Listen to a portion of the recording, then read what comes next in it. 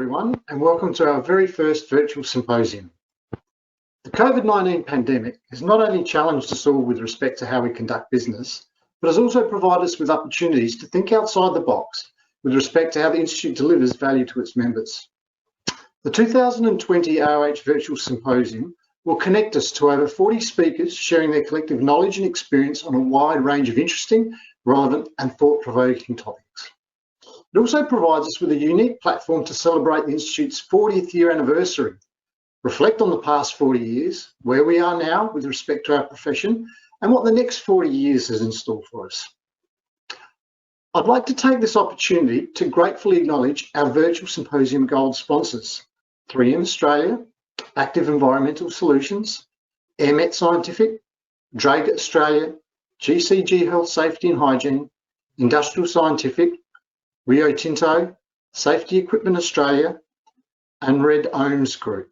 Our silver sponsors, ADE Consulting Group, CAC Gas and Instrumentation, Edith Cowan University, Mount Isa Mines, On-Site Safety Australia, Thermo Fisher Scientific, and our bronze sponsors, Atom Safety, Douglas Partners, Gastech, Lupin Systems, Nanesen Industries, and WSP Australia. Without these fantastic sponsors and supporters of the Institute, we couldn't put on such a great event, and we as occupational hygienists certainly couldn't deliver the great work we do. I'm also very proud of the development of our respirator fit testing training and accreditation program, and excited to have the chair of Safe Work Australia, Diane Smith-Gander, officially launch the program. On behalf of the AIOH, I'd like to sincerely thank the incredible time and effort that Mark Riggers and his respite team has invested putting together this valuable program. Finally, I'd like to acknowledge the incredible work and creative thinking of our virtual symposium organising committee, consisting of our committee chair, Dr. Kelly Johnson, and her committee of Dr. Linda Apthorpe, Peter Aspinall, Daniel Cronje, Dr. Dino Pisanello, and our conference and events manager, Samira Wadhavkar.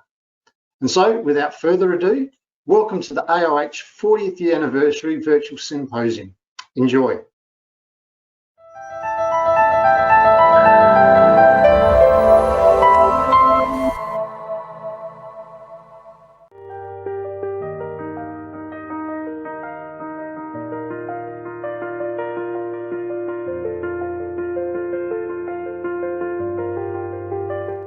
I joined the AIOH in 2017, a few years after I finished my studies in 2014. I first joined the AIOH in 2017 while completing my master's degree at UOW. Way back in 1980 as one of the original members. Yes. Well, I was there right at the start in 1980 when the AIOH was formed from the various state scientific offices, the Occupational Hygiene Committee meetings. Well, firstly, to collaborate with like-minded professionals. It's been very good over the journey in that regard. Secondly, to access the resources that are available through the Institute and through its members. So that's been very beneficial for me in my career. And the third thing, I suppose, is to have the opportunity to input at a wider national level. For the networking and professional development. Because I wanted to be around really smart people who shared my passion for protecting worker health. I get to hang out with some amazing professionals, I get to learn from the best, and also I get to contribute back into this profession, which has given me so much over the years. Why not? It consisted then of people that I knew and respected, people like Pam De Silva, Gersh and Tony, Trevor Jones, and some of these people were already my mentors, so it would have been completely unthinkable not to join.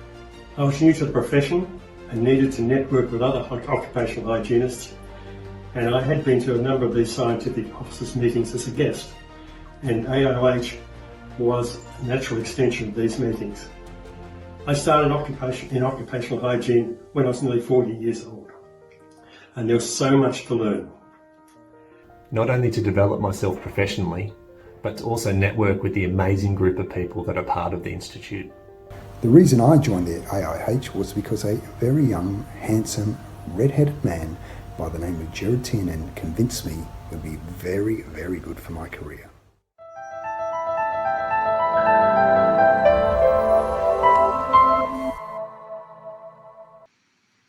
Welcome everyone to the AIOH 2020 Virtual Symposium.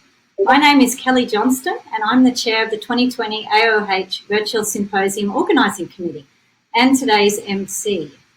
Thank you to Andrew Orofinis, our president, who's already given a brief opening address for the symposium, but we're going to go on now with our program with our first speakers. But before we get to that, please engage in our symposium today and for the remaining days by logging into the chat to be part of the conversation. You just type in your full name, click on I accept terms of service and press join. All our session presenters will be online during their sessions, so please post any questions for them during their session.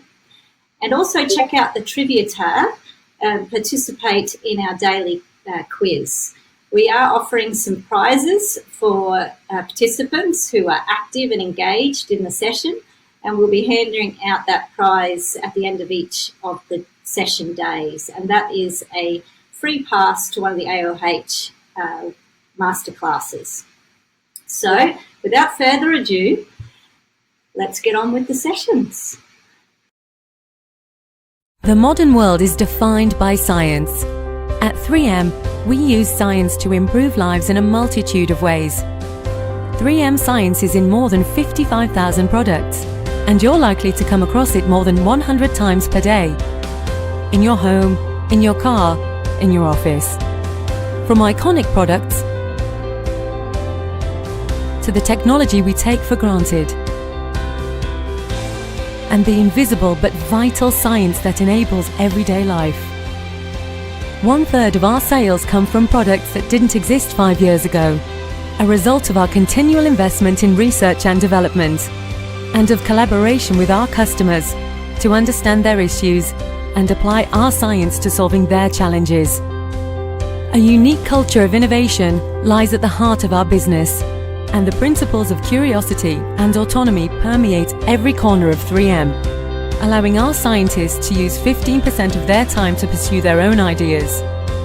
Our 46 technology platforms drive innovation across our business, from connecting people and ideas to applying technologies in unexpected ways across markets, and blending technologies to create new answers to the most challenging questions.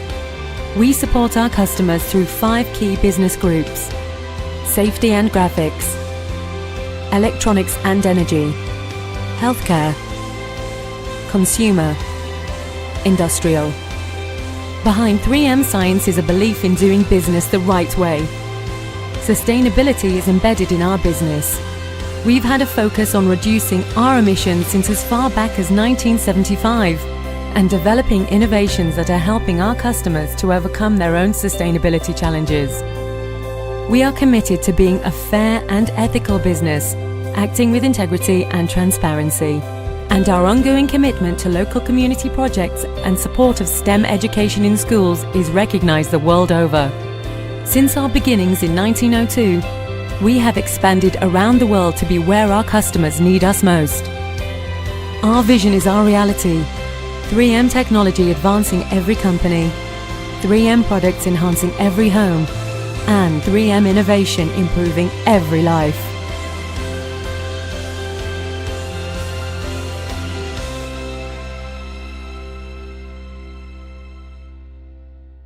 On behalf of 3M Australia, I'm proud to introduce today's opening speaker, Dr. Max Lum. As occupational hygienists, we understand the role effective risk communication plays in influencing workers' behaviour. Even though this is not the first pandemic or global health emergency nations and organisations have been faced with in recent memory, SARS, H1N1, Ebola, many seem to have forgotten the lessons learned on developing fit-for-purpose protocols for risk management and communication to protect and care for concerned populations. I'm looking forward to hearing Dr. Max discuss communication strategies for increasing adherence to protective behaviours that can mitigate the spread of disease and lessons learnt from COVID-19 this year. And now, I would like to introduce invited speaker Dr. Max Lum, Senior Advisor, National Institute for Occupational Safety and Health, to begin his presentation on crisis communication in the pandemic era, the 5 common missteps. Thank you very much for the introduction, and it's nice to be with you again. I enjoyed our meeting in Perth, and I appreciate your emails related to social media. And also, I had the opportunity to attend a cricket match, which now I'm a fan. So that means there's probably 12 of us in the U.S. That are interested in cricket, but I really am a fan. I want to talk today a little bit about the crisis communication issues, the 5 cardinal mistakes that we are making over and over again in terms of the way that we approach crisis communication. And the COVID, I think, provides a good example of what is needed. And that is, importantly, we should remember that in any kind of communication, it really is, in talking about risk, it's really a social decision. Perceived risk is the same as real risk, and that gives us a problem because as scientists, we know there's a difference between perception and reality. But in communication, the audience perception is real for us if we're going to communicate in a correct way. It's hard to believe that we hear people even now saying we were not foreseeing this crisis and planning in this for the COVID-19.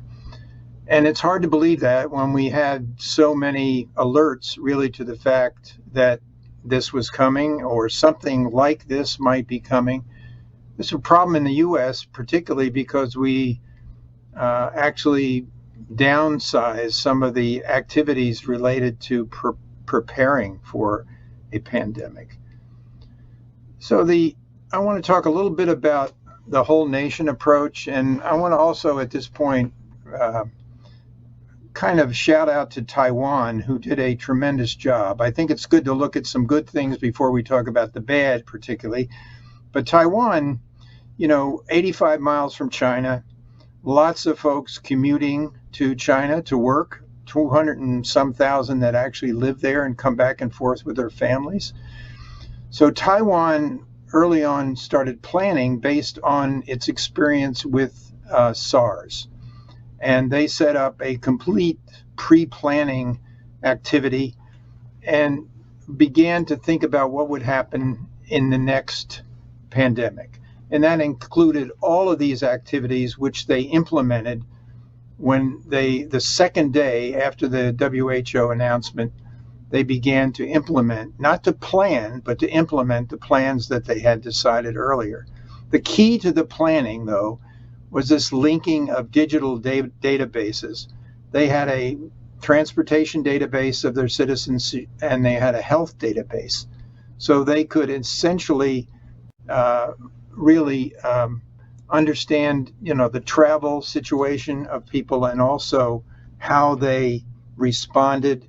They did an immense amount of work, kiosks in the city, bus stop announcements.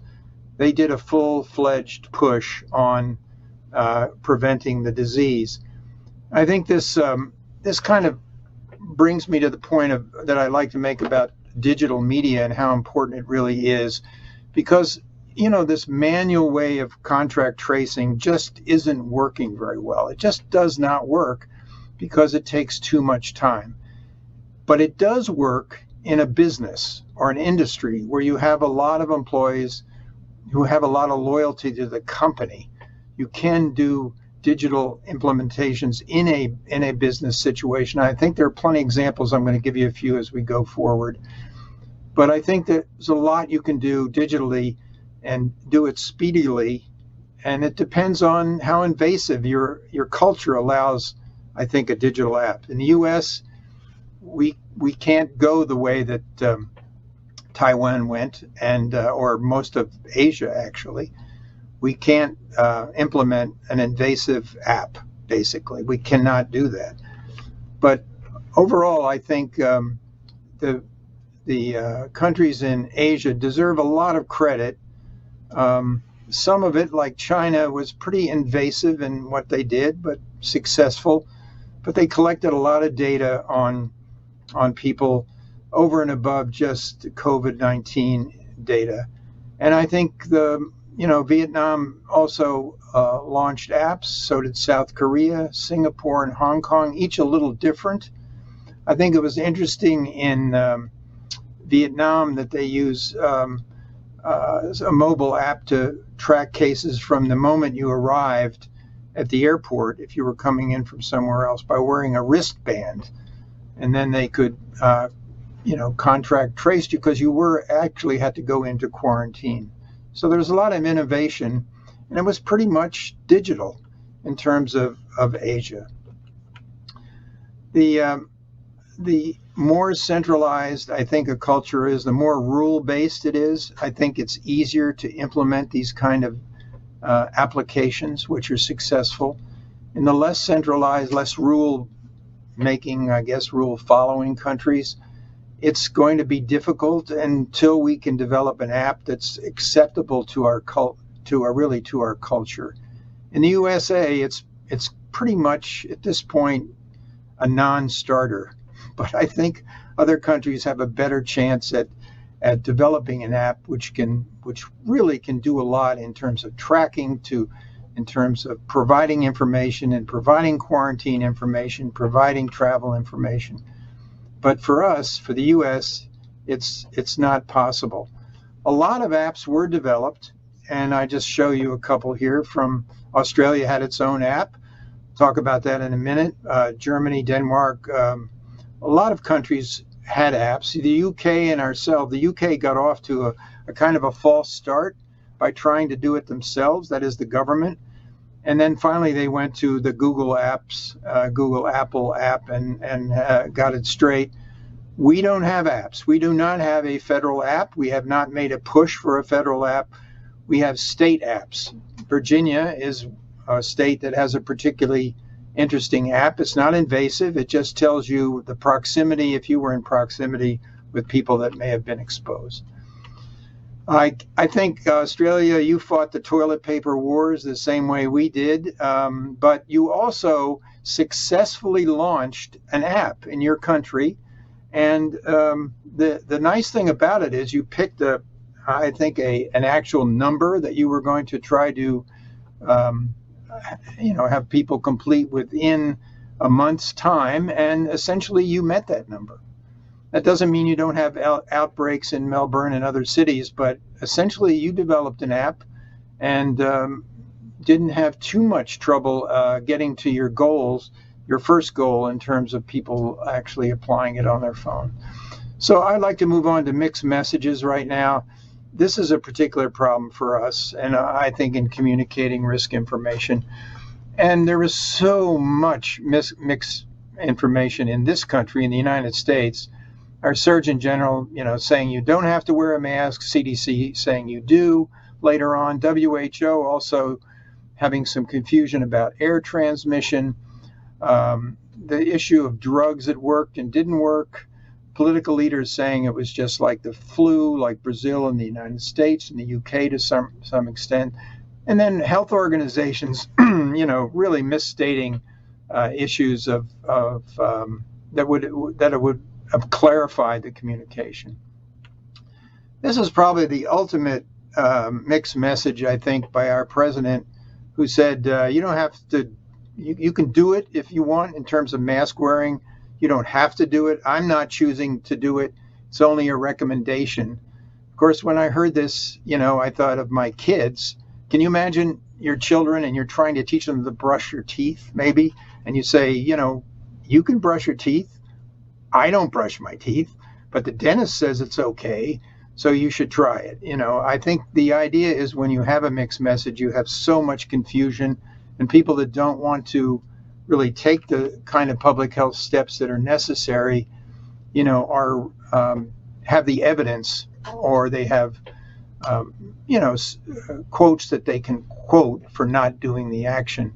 We also have dangerous messages. This is from the federal minister in Belgium early on, I might say, talking about it's not a very aggressive virus. You would have to sneeze in someone's face to pass it on. Incredibly dangerous. Early on, though, she later corrected herself. And then I think this idea of targeting is important in communication, both in Sweden and Belgium. And Australia, to a certain extent, had a lot of elderly homes, care homes, that had a large amount of infections early on. And the issue also of having local authorities rather than a federal response. In Brazil, it was the provincial governors who responded, and also Mexico City. It was the mayor of Mexico who took it on herself when the federal government didn't really respond quickly enough. And I think we need a coordinated response. And it really has to be at the highest level possible. Again, it's because of the mixed messages that you get when you use local outreach activities. Just to move on to social media really quickly, social media is something I think we still need to pay attention to. I only have a couple slides here, but the main thing is that social media platforms are good platforms to disseminate information. Particularly Facebook set up a COVID-19 discrete channel. It reached 2 billion people in a very quick time. But the problem was the Facebook personal outreach just attracted so much more interest, and it was not scientific in terms of its approach. And Facebook, as YouTube and Twitter, just has an enormous problem of controlling fake news. They're trying, but again, there is so much fake news that it's going to take a superhuman effort to, I think, get to the point where we're satisfied with the quality. And I think regulation is coming. It is coming in the U.S., I think, in this regard. It is already there in Europe. But I think this is an area where I think they can solve the problem, but I think it's going to take a great deal of effort. Not having the right team also is a weakness. I think early on this was a problem for us. Not a lot of social distancing here, not a model exactly early on. We had two people, Dr. Fauci and Dr. Bricks here, who really were the scientists who provided in the U.S. expert knowledge, but not the president. The president really was not the leader of an outreach effort. In fact, probably the exact opposite, as it turned out.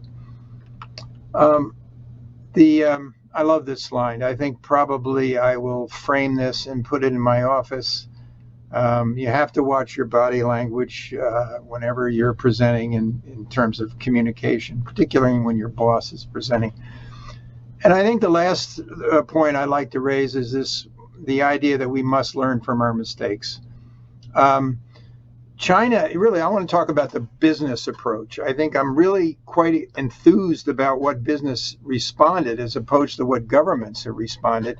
In China, a couple businesses were worried about the fact that their employees would get phony and fake information from the government, from the Chinese government. So they actually issued their own apps to their employees and provided the information based on an evidence-based approach.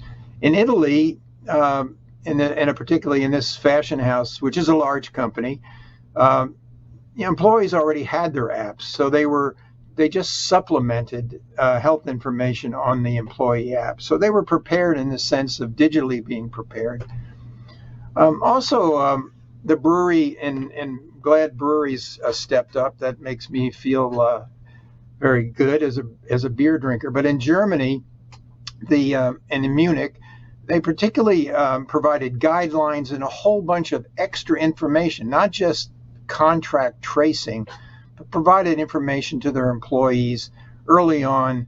And they also explained if there's a problem, if you think you're ill, here's the chain of command that you have to follow. And then the final one is the BVG in Berlin, which is the public transportation network. Really, all these bus drivers and all, they really had to have real-time information on a daily basis. And again, an app was put forward not by the government, but for BVG himself to its employees. Very, very helpful. So business can teach us a lot. It's not what government necessarily can teach business. So I think it's a two-way street. But I think culture comes first. We have to know the culture of the country, what is permissible in terms of invasive information, not only apps, but just in the way we provide information. What's the culturally approach way to do that? Lockdowns, we have to realize, have hidden problems, as businesses told us. We have to decide early to communicate, be prepared for hard conversations in business. I think one of the weaknesses that we've seen here in the U.S., I haven't seen a lot written on this yet, is the inability of business managers to manage people who are remotely working. So I think in terms of training, that's an area where we should maybe look at what are the good models in business. And I think they're out there, of training managers on how to work with people that are remotely working. I think also to use health behavior, we're not used to wearing masks in the U.S. You're not in Australia. People in Eastern Asia are, but maybe tapping into human behavior, making it interesting. This is my mask. I'm a baseball fan and a cricket fan now, but a baseball fan. And, I have a mask that just says my team, the Atlanta Braves. I wear it in public. I get comments. Nobody is hostile. I feel comfortable wearing it. It's not just like wearing a face mask. It's a sort of a statement, I think. But it ties into human behavior. So I think the last point I want to make is a hand washing study that I did with an N of 2. And the 2 were my grandkids, one of whom is 10, one of whom is 2. And I found a company online that what they have done is embed toys inside of soap. Okay? And I'm trying to encourage my kids, my grandkids, to wash their hands. Okay?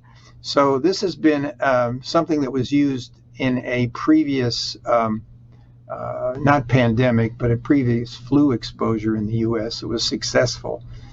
So my study of 2 has shown that the 2-year-old, we couldn't get him to stop washing his hand, but the 10-year-old, it was just not cool enough for him to make an effort. The point I'm making is that I think human behavior and changing behavior is really important. We could do a lot more in our ability to work with human behavior theorists to understand how to make these changes. Let me back up here. I have one more slide. And that is, I believe we can get this right if we plan early enough, if we basically limited messaging and don't have this strong tendency to over-reassure. This is a problem. This over-reassurance issue is a problem, I think, with all political leadership and some actually experts. I think the issue is we don't want people to panic. But I think if we can give people, the correct information and do it in a correct way, I think this issue of over-reassurance, if you over-reassure somebody, it can backfire. I think we need a better understanding of social media and to work with these platforms to understand how we can control the evidence. We have to have the right team with the right temperament to make a difference. And finally, we have to really look at, post-event evaluations and apply that and feed it back into our future pre-planning. Again, I want to thank you for your attention, visually anyway. And again, thank you for the invitation to be with you again at this meeting. I think crisis communication is something that we should further examine and look at specifically at more case studies in business and in government. It's something we might want to think about to concentrate in the future. And again, thank you very much.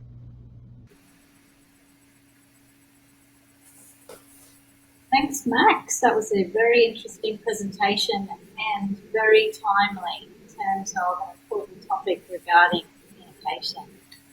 Some of our attendees have popped some questions into the chat for you, so I might just go through some of those with you. The first question is about how you decide what and how to communicate and whether it should be fast and loud when key information is changing all the time. So I think the question is about how do you get your messaging right when the facts and information are changing all the time? So it's a really good question. I think one of the real weaknesses I think is our inability to explain the models that we use. The models sometimes overestimate, morbidity and mortality, but oftentimes they're not explained. In other words, there's not a lot of explaining that this is what we know now and what's coming. The emphasis is really on 2 million people could die, and that's a problem because when when you don't see that kind of mortality, people say, well, you told us originally it was going to be X and now it's Y. I think the answer to that is we really have to talk about a little bit about how we pick these numbers and emphasize that they're going to change as we get more, as we get more knowledge. Thanks, Max. You mentioned our Australian COVID Safe app in your presentation. Did you have any other comments or anything else you wanted to say about the app that we had here in Australia?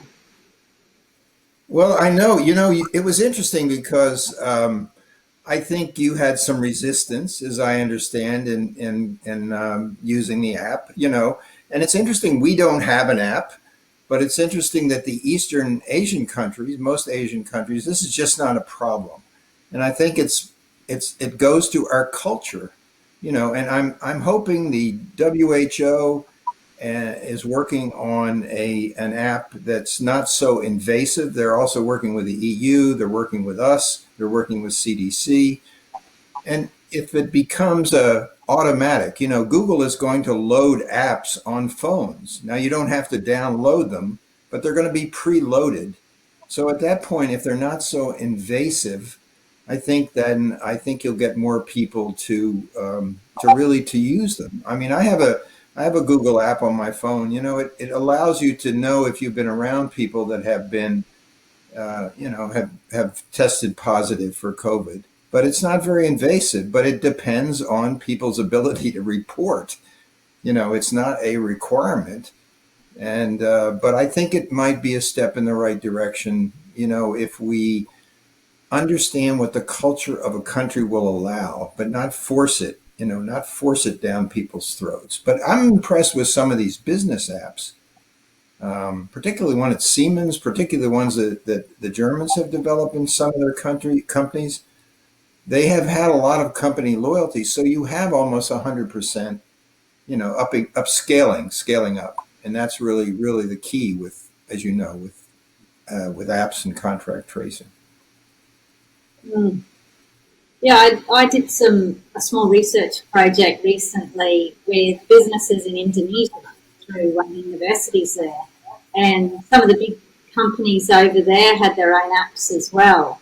But one of the comments that a lot of the businesses made was that they have a lot of trouble combating misinformation that comes out through social media, and that they're constantly having to battle that. Do you have any comments about that battle against misinformation that goes out through social media? Yeah, I know we talked about this at length in Perth, this issue of fake news on social media. I'm a big fan of social media. We use a lot of social media at NIOSH, but you do have to monitor social media. And I think right now, I was impressed that Facebook set up this very, health-oriented, evidence-based platform, and they got 2 billion hits of people who deliver that information. It's that the algorithm itself is a problem because the algorithm of these social media companies stimulate, they look for the stimulating site, the sites that come out that are stimulating. They're totally non-evidence, But the algorithm itself, because of the circulation of the phony news, it just takes over the evidence-based news. So I think we're going to have regulation in the U.S., some regulation. I think there has to be control within those organizations. They are trying. We know they are. They're spending a lot of money. But, it's a it's a huge problem in terms of stopping a lot of this, this phoniness. It's amazing that people do circulate the information. There's a particular one that I saw on Facebook. It was about a hairdryer. A hairdryer could cure COVID. I wasn't sure whether you put it in your mouth, whether you spray it on your head. I wasn't really sure how it worked, but it got 2.5 million hits. I think the company really has to develop, I think, a more robust way of controlling that site. And I think it's coming. I think it's going to have to come. We've got two popular questions here that I'll ask you, and then we'll move on to our next speaker. So there's a question about communications around the vaccine being a challenge, and that when we actually have a vaccine ready to go, that's going to be important, the sort of messaging around the release of the vaccine. And do you have any comments on that? It's a problem in the States, as you probably know. I think, there's regular flu vaccines that are offered in the U.S., and the highest number of, percentage of people that have gotten the flu vaccine is about 60%. So that's a concern. I think, that I think initially there's so much political polarization. We're hoping it kind of dies down now that the president is not so much in the picture anymore, and that the science will step up. But I go back to this issue of human behavior. We have to, I think telling people over and over again to get the vaccine is just not going to work. I mean, we have to use trusted sources. We have to use churches. We have to use sports figures, people that can, I know it's marketing and we don't like to market because it's like we're selling stuff, but I think we can take a lesson. We like to disseminate, and really what we need to do is market. And I think we have to use some of the, the techniques that we know that will work and maybe have worked in the past with the flu. But I think it behooves us to link up with some folks that really know the public relations part of how this might, what we might do to improve it. Thanks, Max. And our last question from the audience is whether you have any tips for helping our government understand the importance of addressing airborne transmission of the virus. Yeah, I don't know if, it seems like that's a question that we've been dealing with at NIOSH, when we've been actually testing masks. And I don't know if there's any evidence, the evidence is very murky right now. I think the WHO has come out with some statements that is a little bit different than CDC. I think we have to get our act together on this. I think we need some really good mask research, and we're doing that right now. We're looking at this, penetration of airborne through the masks, and what works better. And there's some recent things about what types of masks seem to work better. But I think we need, better research in this area before we, really commit to something that may work, better than other activities. But right now it's kind of a desert, I think, a little bit. Everybody's working maybe on it, but I think getting the information is taking some time. It's a great question. Well, I think we've probably run over time and I'll be in trouble. But thank you very much, Max, for joining us from all the way over in the US. We appreciate you hanging on there through our technical problems, and thank you again. Hopefully we'll get to see you again in person in Australia sometime soon. So thank you, and we'll move on with our next session. Thank you very much. Thank you.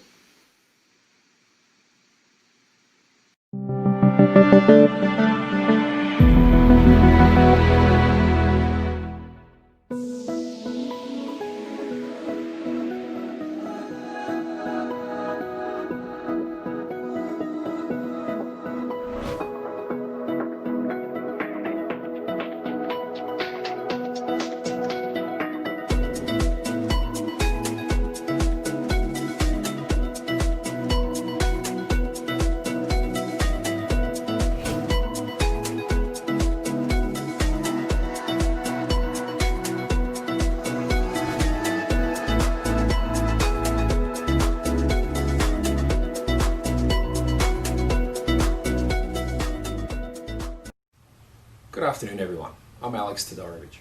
On behalf of all of us at AES, we hope that you enjoy the forthcoming speaker presentations at this year's AIOH Virtual Symposium.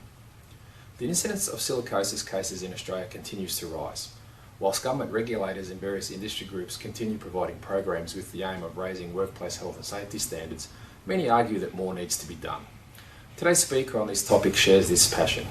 I would like to introduce invited speaker John Cherry, Professor, the Institute of Occupational Medicine, to begin his presentation on what we should do to prevent disease from crystalline silica exposure. Thank you. Thank you. You know, if it wasn't for the pandemic, I'd be fully retired and doing something different. If it wasn't for the pandemic, I'd probably be with you in person, sharing your legendary hospitality during your 40th anniversary year. But sadly, that's not the case. I started working at the Institute of Occupational Medicine in 1979, and I've spent all my professional career either working at the IOM or for the IOM. A large part of our work has involved understanding the relationship between inhalation of dusts, including crystalline silica, and disease. In 2019, IOM celebrated its 50th anniversary. In this talk, I'd like to give you some highlights of our work and then think about how we might move forward in preventing silica-related diseases.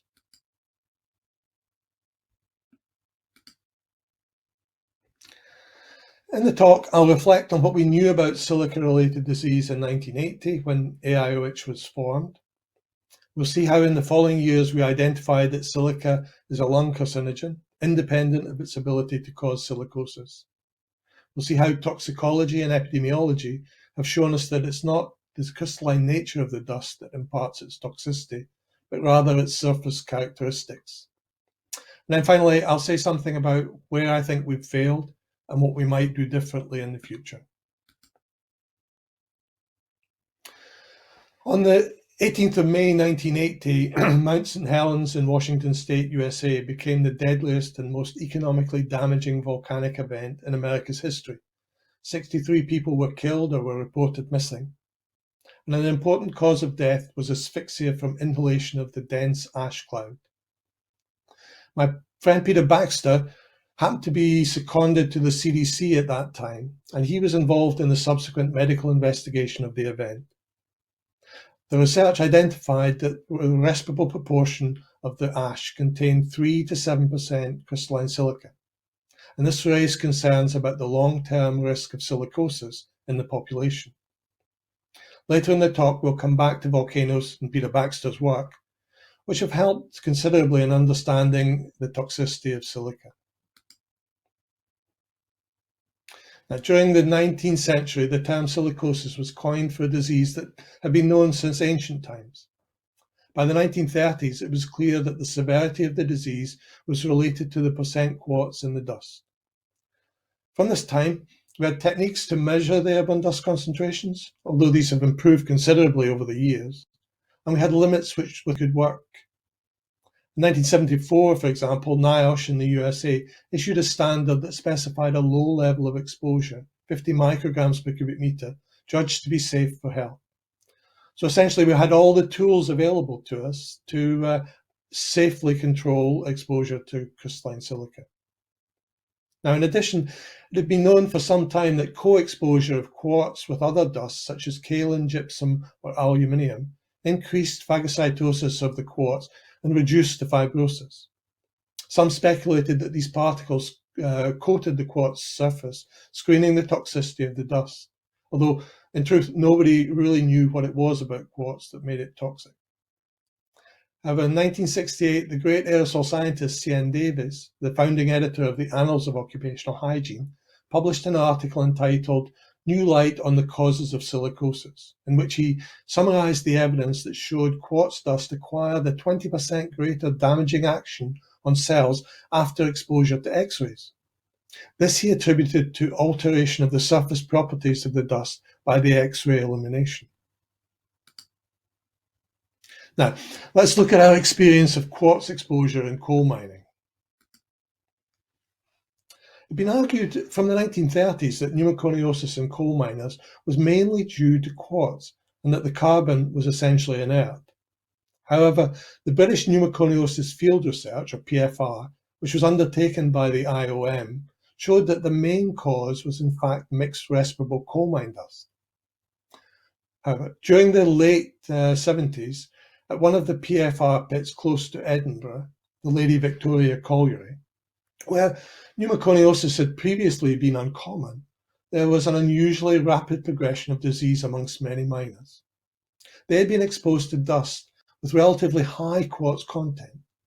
This arose when cutting stone in the roof and floor of the seam, where the coal seams narrowed. And this was of great concern to the scientists at the IOM at the time, but the company and the regulator seemed unperturbed. In 1979, Trevor Ogden, who at the time was working for the Health and Safety Executive, sent a memo to the Deputy Chief Inspector of Mines and Quarries, drawing attention to the problem. He wrote, "A number of men have been exposed to respirable quartz concentrations over 1 milligram per cubic meter and percentages over 20 for years at a time, with periods at much higher concentrations." Now, in a handwritten note at the end of the document, written to Jim Dodgson at the IOM, Trevor commented on the situation and the inaction of the inspectors. He wrote, "I feel that HMIMQ, the Mines and Quarries inspectors, are treating this problem in the same way the factory inspectorate treated Hebden Bridge." That Hebden Bridge, if you're not familiar, is the location of the notorious Cape asbestos factory in the UK that had featured in the TV documentary Alice Fight for Life. Now, the data from Lady Victoria Pit shows that the men were in fact exposed to concentrations up to 10 milligrams per cubic meter of RCS. And as Trevor had noted, many men were exposed to concentrations around 1 milligram per cubic meter for a prolonged period of time, several years in some jobs. In the early 2000s, we reanalyzed the exposure response data from the pit, 371 men who at the time were all aged 50 to 74 years. And the results are shown here. On the horizontal axis, you can see cumulative exposure in gram hours per meter cubed, and on the vertical axis, the risk of pneumoconiosis. So you can see as cumulative exposure increased, the risk of disease also increased. Now, these data can be converted to average concentrations over the period in milligrams per cubic meter. And the results indicated that at higher quartz concentrations, the impact of the dust was proportionately greater in causing lung abnormalities than at low exposures. So 1 gram hour per meter cubed of cumulative exposure at quartz concentrations above 2 milligrams per cubic meter was estimated to be equivalent to 3 gram hours per cubic meter at lower concentrations. In other words, the higher concentrations were 3 times more damaging in terms of X-ray progression than at low concentrations. Now, in the wider PFR study, there were many more men employed, and we were able to show increased risk for a range of non-malignant respiratory diseases. These are mortality data. In the table, the data are summarized for 3 periods, and you can see that highlighted in the pink: 1959 to 74, 75 to 89, and 90 to 2005. The SMR mostly increases over these 3 periods of time. And you can see the data here for the non-malignant respiratory diseases.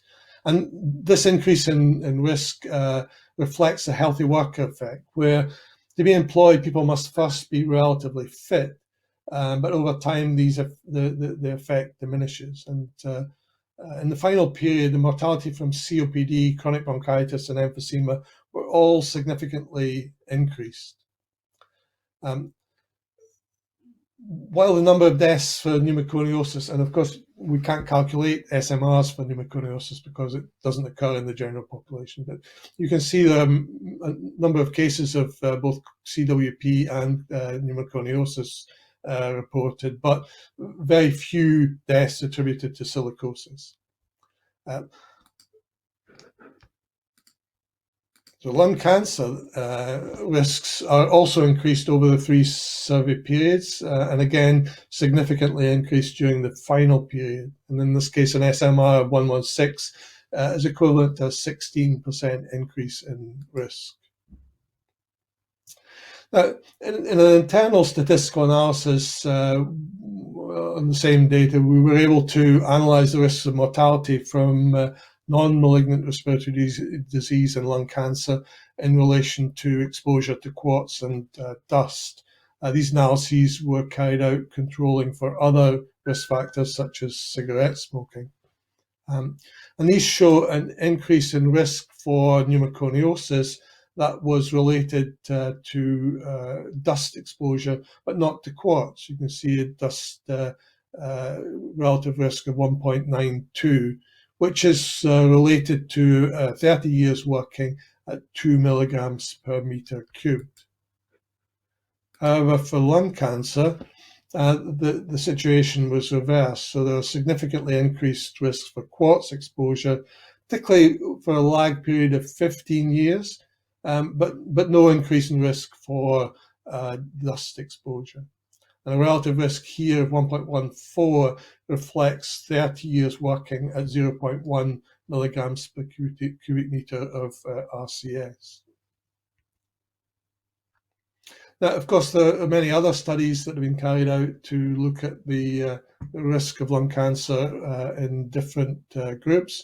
In 2001, Carl Steenland from NIOSH and colleagues produced a pooled exposure response analysis for silica-exposed workers. And the graph shows data from 9 of the studies included. In the plot, 3 milligrams per cubic meter corresponds to 30 years at 0.1, which, as you saw in the previous slide, was the exposure that we had modelled. And as you can see, the pooled risk is quite similar to our estimate.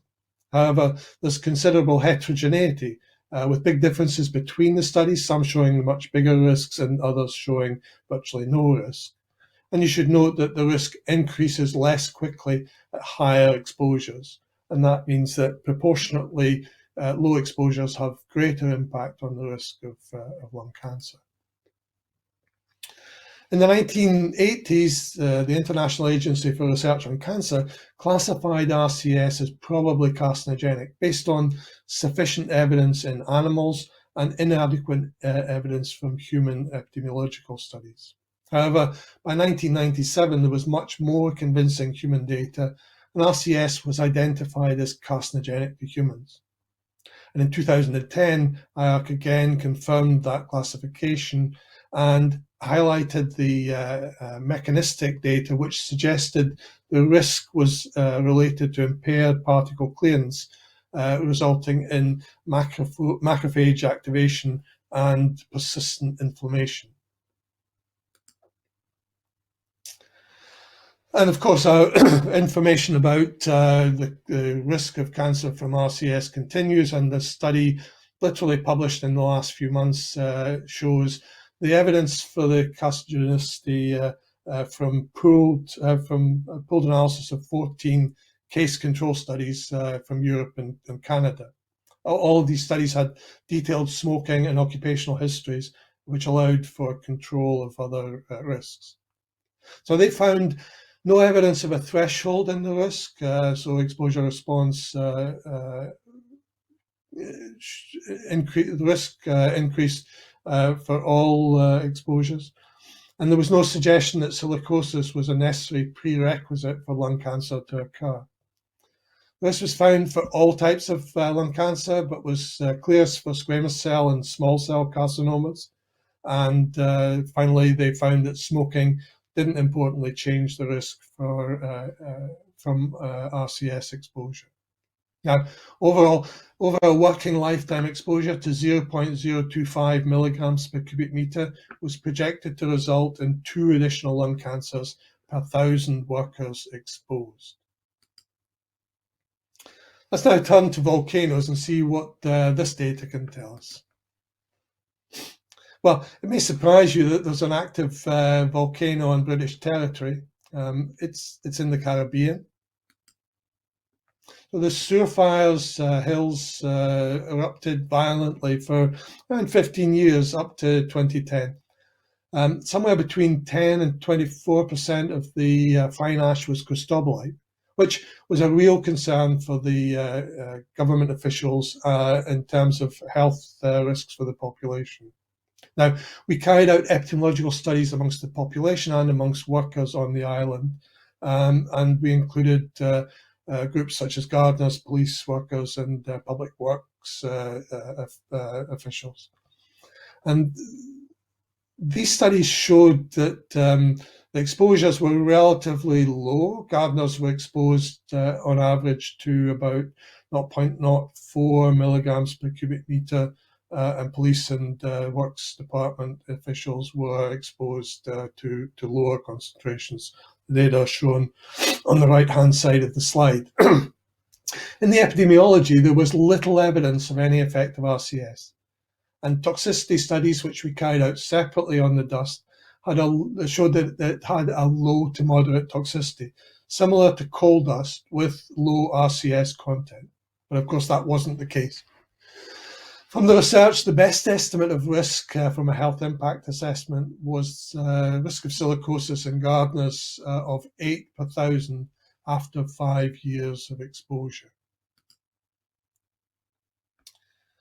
So the main explanation for the lack of biological effect from the volcanic ash and for the variability in quartz hazard seen in the other research is almost certainly due, as Davies had previously suggested, to the surface chemistry of the silica.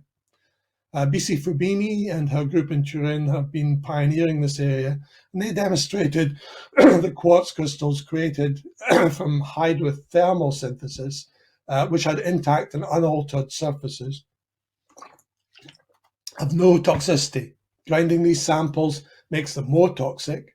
Coating the surfaces with aluminium salts reduces the toxicity. And they argue that patches of disorganized surface silanols promote biological membrane damage and inflammation, and this occurs for both crystalline and amorphous silica. They concluded that crystallinity is not related to the pathogenic process. So let's quickly look at the work we did on a group of Scottish stonemasons. These were workers in Elgin Cathedral, just 8 men who were working restoring the cathedral. 2 had previously died from acute silicosis, and 3 others had silicosis. They were all government civil servants. So it was clear that it was a serious problem, and after the first investigations, the workers were issued with powered helmet respirators, and local exhaust ventilation was installed. At baseline, RCS concentrations were very high, between 5 and 10 milligrams per cubic meter, explaining the resultant acute silicosis. And the measured concentrations after intervention were generally less than 0.5 milligrams per cubic meter, although the mobile ventilation system was not very effective, and occasionally still some high concentrations were recorded. And exposures to RCS in the UK is still a problem, and we knew this. We set a legally enforceable limit in the 1990s, which had to be set at 0.4 milligrams per cubic meter to ensure that the majority of workplaces could comply. We now have a limit of 0.1, but there's still widespread non-compliance. And in measurements we made in tunnelling in London, we also found high concentrations up to 0.25 milligrams per cubic meter. Yeah. Okay, so in Britain, silicosis has declined from around 1,000 per year in the 1970s to about 30 cases per annum today. In large part, this is due not to interventions, but to changes in industry. Fewer cases from traditional industries like foundries, and more cases from smaller workplaces where there's little understanding of the risks and there's poor control of silica and dust. In contrast, we've estimated that today there are still around 900 lung cancer cases from past RCS exposure. And globally, silicosis and lung cancer from silica exposure are still problems, with tens of thousands of people each year dying from these conditions, something we need to pay attention to.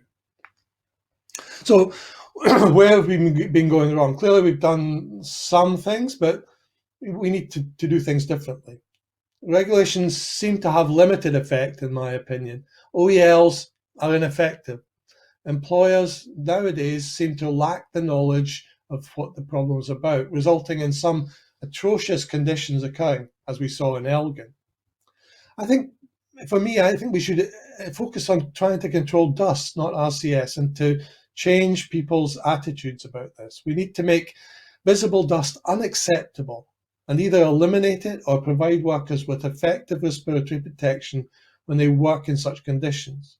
We need widespread public education, not just for workers and employers, but everyone should be aware of this problem. We should provide simple, practical control guidance for employers, such as that's available from HSE's Cost Essentials website.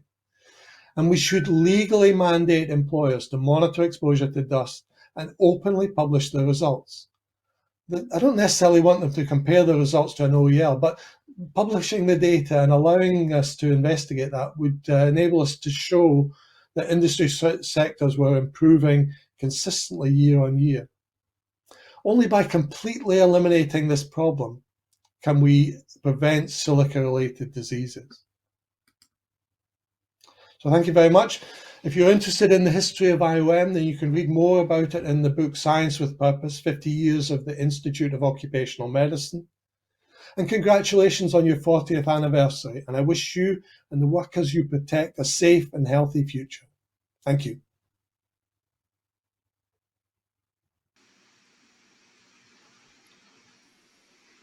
Hi, John. Thank you very much for a fantastic, very important presentation on silica exposure and where we need to be putting our attention.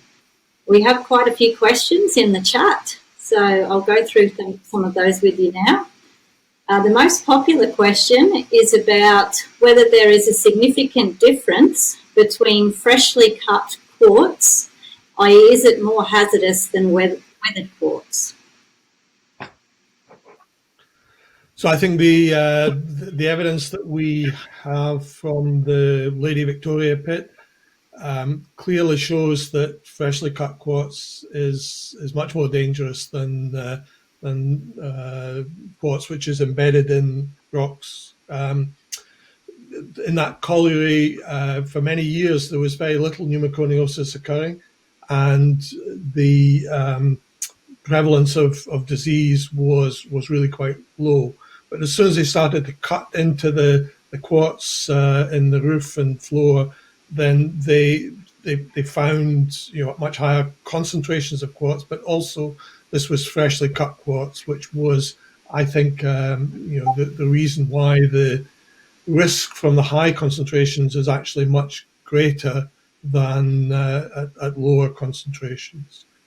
I think the evidence from the toxicology also shows that if the surface of the quartz is obscured either by adhering particles or other chemical structures, the silanols, then the toxicity is much reduced. But if you disrupt the surface in the toxicity experiments, then you can increase the toxicity of the material quite markedly. So yes, I think we should be very, very careful about freshly cut quartz.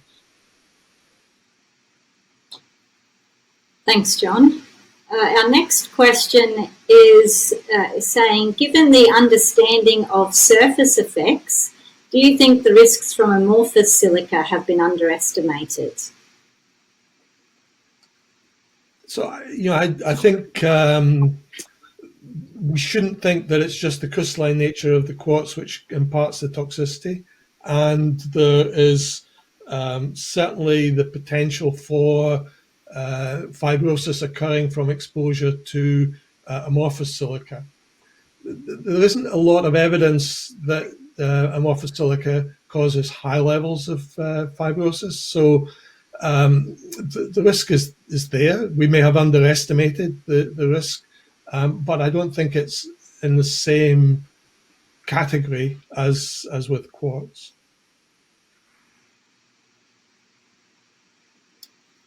We also, just scrolling through some of the questions, we also had some questions about other polymorphs of silica and whether we know much about their toxicity, such as tridymite. I think we know much less about the toxicity of these other forms of silica because the prevalence of exposure is less, and the number of studies that have been carried out in these sectors is less. I think that because we're really only just now starting to really understand the causes of the toxicity from the experimental studies, we should be cautious about how we deal with these other forms of crystalline silica. However, the example from the volcanic ash that we've looked at, where there was a high level of cristobalite in the ash, and yet the material wasn't particularly toxic, underlines the fact that it's not just the crystalline form that you really need to think about, but it's the way that the dust is presented to the cells in the body. Okay, thanks, John. One last question. It's about combating RCS exposure in small workplaces and how much of a challenge that is. And what evidence do we have in terms of key strategies that we should focus on to be successful with these small businesses? So I suppose this is the main message that I've been trying to get across, which is that in the past we had exposures in industries where there was a real understanding of what the issues were, and people broadly knew how to manage the risks. But nowadays, the exposures are occurring in many smaller workplaces where understanding is really very poor. The example I gave in Elgin, where these were a group of civil servants, and you would expect the government in Scotland to have had the knowledge to deal with this, but it was really essentially an SME. There were only a handful of men working there and one manager controlling the situation, and they were unable really to marshal the knowledge to really properly control the exposures. So my arguments are really, because we have these problems, we should focus on dust and almost demonizing dust by saying that, if we can see the dust in the air, we can see settled dust on surfaces, then, the situation is unacceptable and we need to do something about it. And I think by simplifying the message and making it something which is more understandable and providing simple, practical guidance for employers in the way that HSE has done in the UK, we can actually do something about this problem that will have a real impact. Thanks, John. That's excellent advice. And I think we've run out of time now, although there's lots more questions in the chat for you. Apologies to those attendees who had questions that we won't have time to answer. But thank you again for joining us all the way from the UK. We're sorry you couldn't be here in person to enjoy our beautiful warm summer weather. But thank you, and we hope to see you in person sometime soon. Thanks so much. Thanks. Okay, so we're going to move on now to our shorter 10-minute sessions from our speakers. You will have noted that due to some of the technical issues we had at the beginning of today's session, that we're running about 1 hour behind our scheduled timing. So if you need to leave us before we finish all our presentations today, they are all being recorded, so you will be able to access them to view them later. Okay, so when we move to these 10-minute presentations now, we won't have live question and answer following each of these presentations. But what we will have is our presenters will be live online to answer your questions while they're speaking in the chat. So if you have questions for the presenter, just pop it in the chat and they'll be able to answer you during their session. So our next session is titled Evaluation of Controls During Concrete Cutting and Grinding Works in a Transient Work Environment. And it's presented by Brad DeLambert, Occupational Hygiene Consultant, EDB Consultants. Thank you. Thank you for the introduction and welcome everybody. Today I'll present to you my master's project titled The Evaluation of Controls During Concrete Cutting and Grinding Works in a Transient Work Environment. I would also like to acknowledge my supervisor, Associate Professor Sue Reid. Crystalline silica is an abundant mineral in the Earth's crust and a basic component used in building materials such as concrete. Respirable crystalline silica, or RCS, is one of the most common occupational exposures typically observed in the construction and mining industries. Processes such as concrete cutting and grinding are associated with generating high RCS concentrations. And RCS can penetrate into the unciliated airways and have been associated with adverse health outcomes such as silicosis, lung cancer, chronic obstructive pulmonary disease, and renal diseases. This project aimed to review the controls implemented at a construction site during concrete cutting and grinding to evaluate their effectiveness. When reviewing the controls, it was necessary to identify those that could be easily transferred from one work zone to the next due to the transient nature of the works.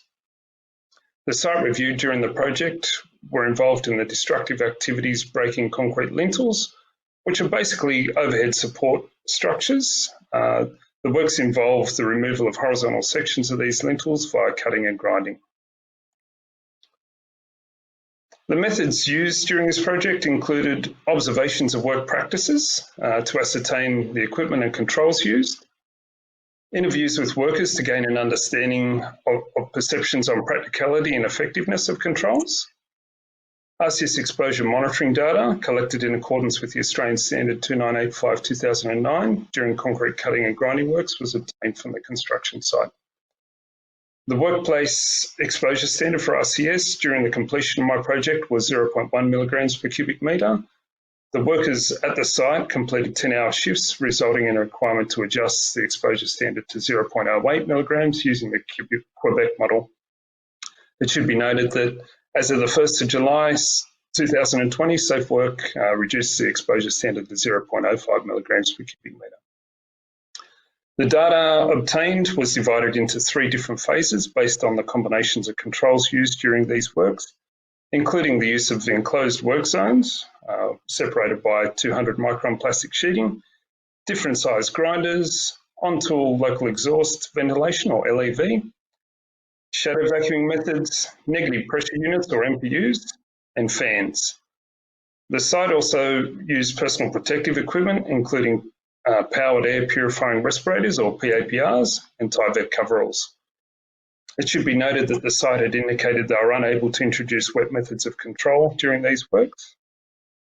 These phases were categorised as individual similar exposure groups and statistically analysed using the AIOH STAPS program to evaluate the effectiveness of controls during each phase.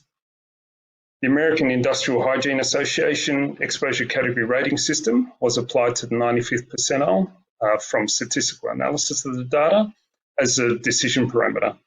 A decision on the level of control required to manage the risk was based on the exposure category outcome.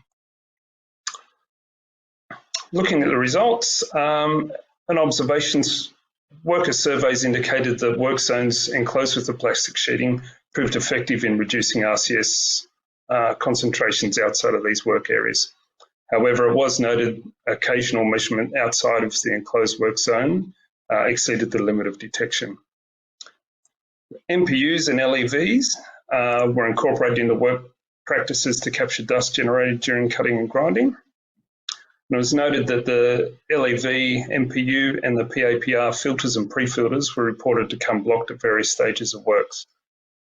The site encountered difficulties with the use of on-tool LEV.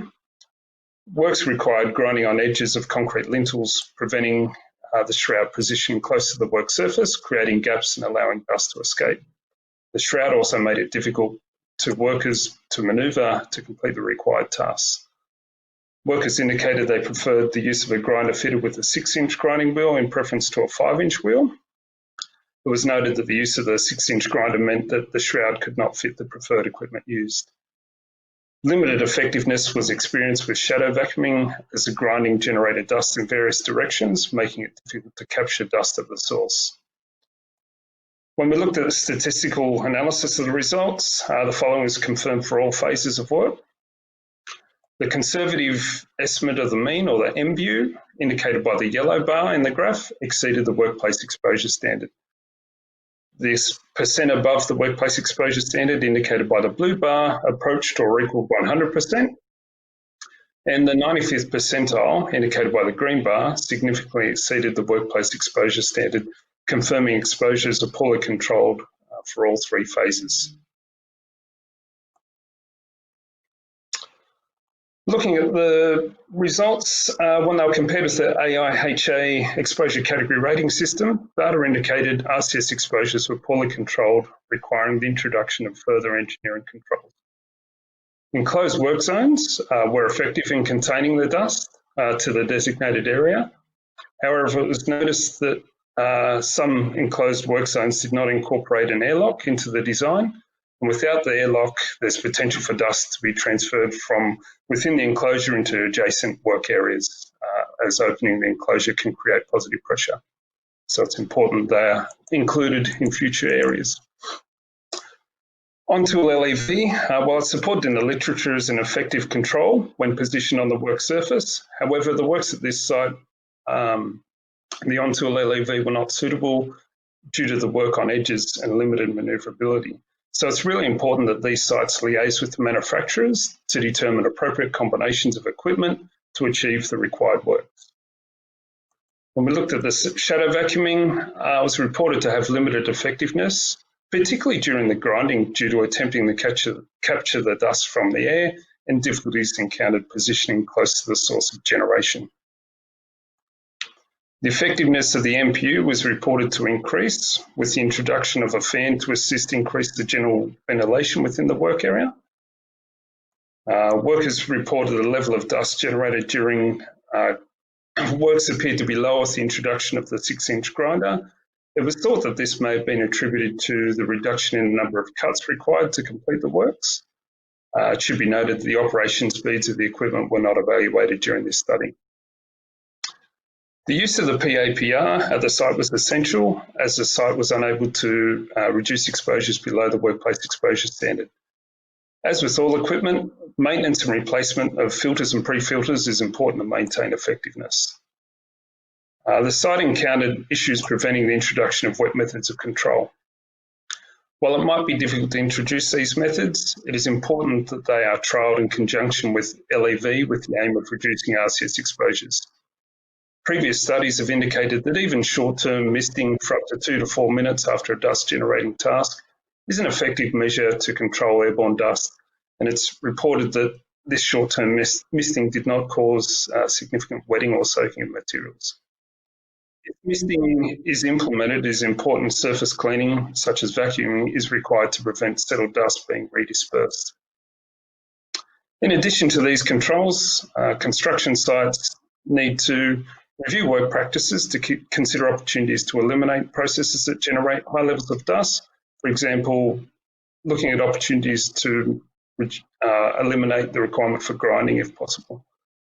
Consider equipment that can operate at lower speeds, implement good housekeeping practices, provide workers with relevant information and training, and conduct annual health monitoring. For those that are interested, I've provided some of the references that I found useful during the completion of my project, so please feel free to access any of these if you so desire.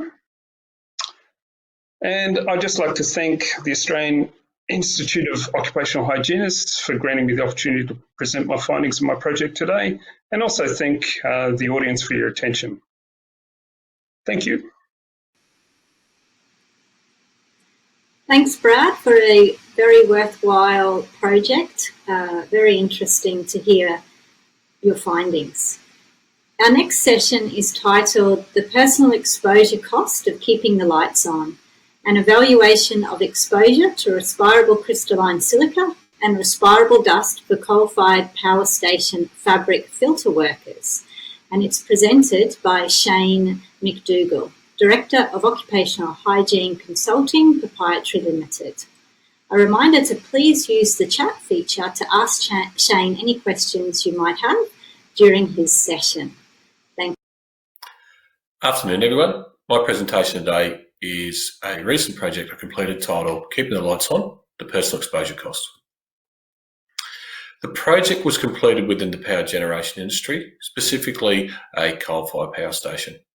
The target work group for the project were the fabric filter exchange workers, as the tasks performed by this work group are in an environment which contains large volumes of fly ash. So what is fly ash? Fly ash is a fine powder ash which is produced as a byproduct due to bituminous coal being used as a raw ingredient within the generation of electricity. It contains both respirable dust and respirable crystalline silica, both of which can result in a worker developing incurable chronic health conditions such as silicosis and chronic obstructive pulmonary disease if overexposed. The particulate size range of fly ash falls between 2 and 20 micrometres, with a significant portion being in the respirable fraction size range. Each cell consists of 2 levels. There's 1,248 individual filter bags, 2 entrance doors on each level, and it's recognised as a confined space. The entire removal process takes approximately 2 to 3 shifts to complete, and on average 5 cells are cleaned each fortnight. The removal process is a six-stage process. Stage 1 is establishing a safe area from safe drop zone from below the cell.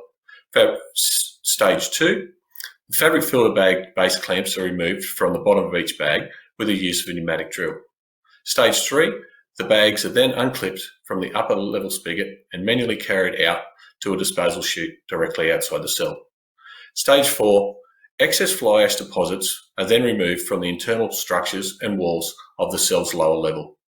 Stage 5, excess fly ash on the upper level of structures and the roof is dislodged with the use of a compressed air gun to allow the ash to fall to the cell's floor. And finally, Stage 6, all excess fly ash is removed from the floor with the use of an industrial vacuum. To achieve the project objectives, several data collecting methods were used, those being personal air monitoring, field observation and notes, pictures and videos of the process were captured during the process, and a voluntary questionnaire was asked to be completed. Workforce data. So within the working SEG group for the fabric filter team, they all do the same task, and all tasks are shared evenly across the work group. Current controls in place is a full face respirator with P2 cartridges. The work group is a size of 12 employees. They work a Monday to Friday 8-hour shift. Occasionally overtime is required, which is done in 3 areas. It can either be done within an extra 2 hours on a rostered day.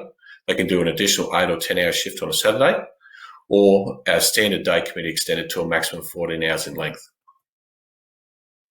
Due to the project being completed prior to the reduction in the workplace exposure standard for respirable crystalline silica, both the previous and current workplace exposures for respirable crystalline silica were used within the project.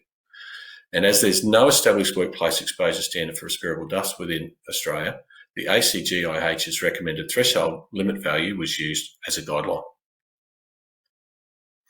A total of 15 personal air samples were collected and analysed for respirable dust and respirable crystalline silica through NADA accredited laboratories. The respirable dust concentration results range from 0.22 milligrams per cubic metre up to 25.37 milligrams per cubic metre. As you can see, when the results are displayed from a task perspective, certain tasks seem most likely to be higher contributing factors to the SEG's overall exposure than other tasks. Due to the safety data sheet for the fly ash listing both crystalline silica and other silicates as ingredients, to avoid possible interference in crystalline silica analysis results, X-ray diffraction was the analysis method used. The respirable crystalline silica concentrations results ranged from 0.01 milligrams per cubic metre up to 1.4 milligrams per cubic metre. We all know a picture is worth 1,000 words. So here's a short video of the dust-laden fabric filter bags being removed manually from the cell, which is stage 3.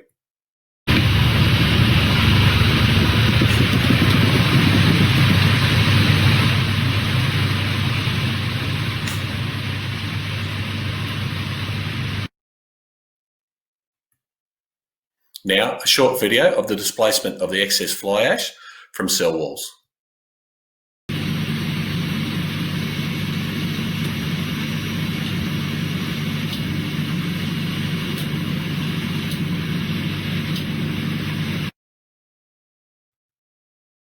And finally, the stage known as blowdown, where the excess fly ash from the upper level structures and walls and roof are displaced with the use of compressed air.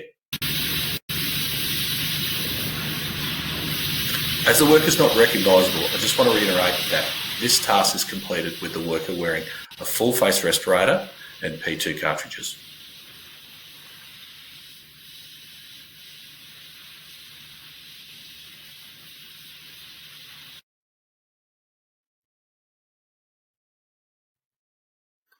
The two tables within the slide outline the difference in respirable dust and respirable crystalline silica statistic analysis results for both when all results were analysed and also when all results excluding results captured during the blowdown task were analysed.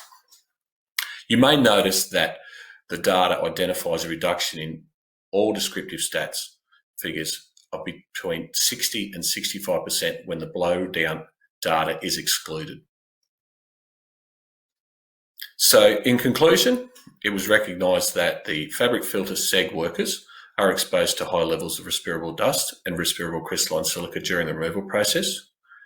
Compressed air as a method to dislodge excess fly ash is the highest contributing factor to the SEG's exposure to respirable dust and respirable crystalline silica, and statistically analysis indicates the removal process is poorly controlled. Recommendations given back to the site were as followed. Source bitumen coal with the last percentage of quartz available. Replace the use of compressed air with a vacuum and purpose-built attachment head system. Investigate the use of local extraction ventilation unit as an additional control for tasks that result in fly ash becoming airborne. Use a dust extraction attachment to the pneumatic drill. Develop a comprehensive safe work procedure that ensures the workers are only within the cell for the minimum time required to complete the task. Implement a company respiratory protection program in accordance to AS/NZS 1715.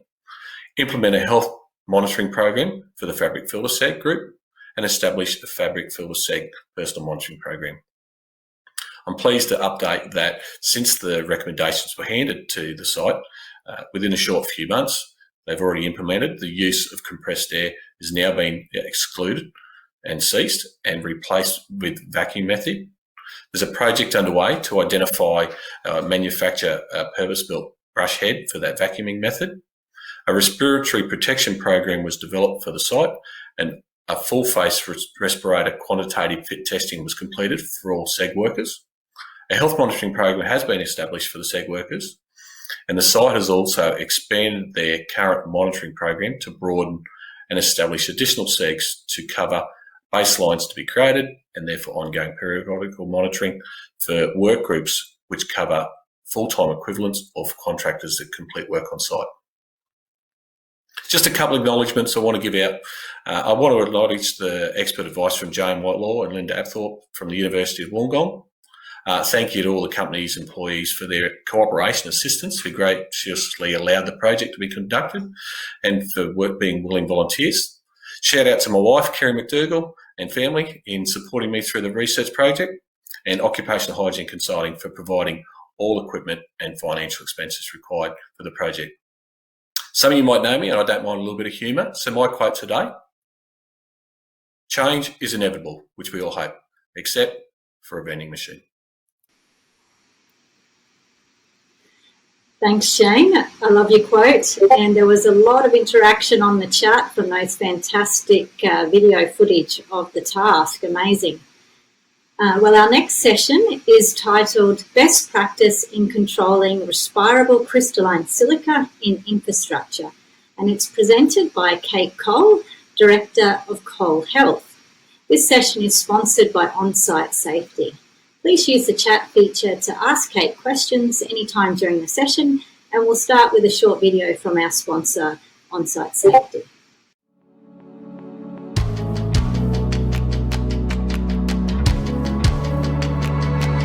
The main industries that On-Site Safety Australia serve are infrastructure, construction and heavy industry, and in more recent times we've had a particular focus on healthcare. Training is of paramount importance over the last 20 plus years of being in this industry, and because of that we've been asked to be able to provide fit testing for respirators. So in the past, many years ago, we had to outsource that, and it got to a stage where we had to do it ourselves to address the situation properly. So fit testing can be done in a number of ways. We use the quantitative method with a port count machine. It is a condensation particle counter, and what that does is it counts particles in the air around us simultaneously against particles inside the mask while the person is wearing it. Without maintaining a proper seal with your mask, you're not adequately protecting yourself, because air will always follow the path of least resistance. And in turn, every time you inhale, you've got the opportunity to suck in all of the particles around you into your mask, and then you're breathing it in. With a good range and a broad range of respirators at hand, I am yet to find a face that I cannot fit.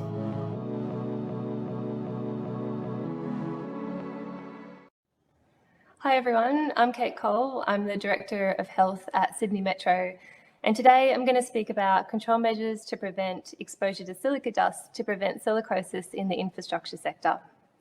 Sydney Metro is Australia's biggest public transport project, and it encompasses many work activities, namely tunnelling, demolition, building, rail and general construction. And the data I'm going to share with you today comes from all of those sectors. So meaningful, mindful, measurable. This is how we communicate health and safety across Sydney Metro, in that everything that we do aligns to this messaging. And if we're going to do something, it has to be meaningful. We have to be mindful in our approach and how our success will be measured. So speaking of mindful, when we're talking about protecting worker health, what do we really mean? Well, for every worker who loses their life from a safety incident at work, more than 8 will unfortunately lose their life due to an occupational illness or disease. And it's actually a really big number, and it equates to more than 2,000 workers across this country each and every year. So the health program at Sydney Metro is really large, and we have a big focus on protecting worker health. There's a lot of initiatives and activities going on in our area, and we ultimately want to make a meaningful contribution to industry by improving health and safety. And there's lots I could talk about on the topic of silica, but I think what's most important or most meaningful out of all of it is the control of exposure to prevent disease, and so that's what this presentation focuses on. So the objectives of this study were to review control measures that were implemented by our principal contractors across Sydney Metro to mitigate exposures to respirable crystalline silica, and then rank the effectiveness of compliance with their implementation.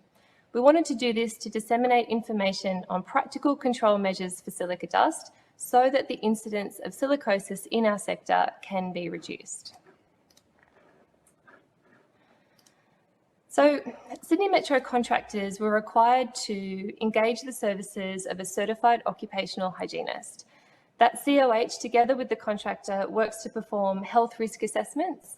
They then determine which health risks present a significant risk to health, and in the case where it does, they're required to document exposure control plans where that risk is assessed to be significant. So if silica dust was assessed to be a significant risk, there's an exposure control plan next to it, which explains how that risk is going to be controlled. Contractors then monitor and report monthly on compliance with those control measures as part of occupational health contractual requirements.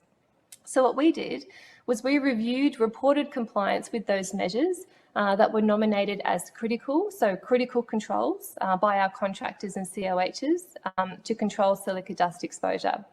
The review covered reports submitted to us over an 18-month period to June 2020. And critical controls were defined as those that required ongoing assessment of compliance and were categorised into engineering, administrative or PPE control categories. So a quick recap on the hierarchy of control. Obviously at the top, we aim to eliminate silica dust exposure through the elimination of the dust. So that might include precast concrete or prevention of the task even needing to occur, for example. On substitution, it's around using low or no quartz containing products.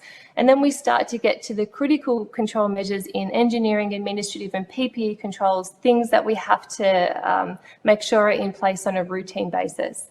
And in engineering controls, we look at ventilation, dust extraction and dust suppression, for example.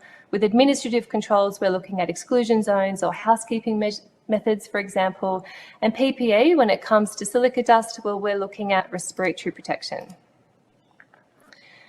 So some of the critical control measures in the engineering category that were reported to us by COHs across the project included looking at temporary ventilation, in areas where workers are or may be located, having dust extraction right at the source of generation, whether engineering controls were being used for dust suppression, that's instead of using spotters on hoses or a worker with a hose, for example, which is prohibited in our contracts at Sydney Metro.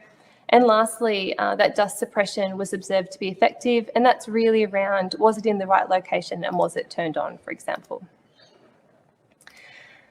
Control measures in the administrative category, we're looking at delineation of safe work areas and exclusion zones, the installation of boot wash facilities to prevent silica-laden mud being transferred into otherwise clean work areas. We're looking at the routine recording of ventilation measurements, the installation of signage, clearly identifying silica dust as a risk, and then obviously denoting the need to use whatever type of respiratory protection was required. We're looking at heavy plant cabins being routinely cleaned to mitigate the build-up of silica-laden dust, cleaning using wet methods, so no dry brush sweeping of heavy plant cabins, for example. And regarding heavy plant cabins, we wanted to make sure that windows and doors were kept closed. With PPE for silica, I mentioned it's around respiratory protection, but the critical controls that were focused on and reported to us were around workers using close face fitting respiratory protection being clean shaven, being fit tested for the make and model of respirator on, and that respiratory protection was observed to be used correctly. So we're committed to a measurable improvement of health and safety performance. So what did our analysis show? Well, as a testament to what gets measured gets done, we saw an improvement over time.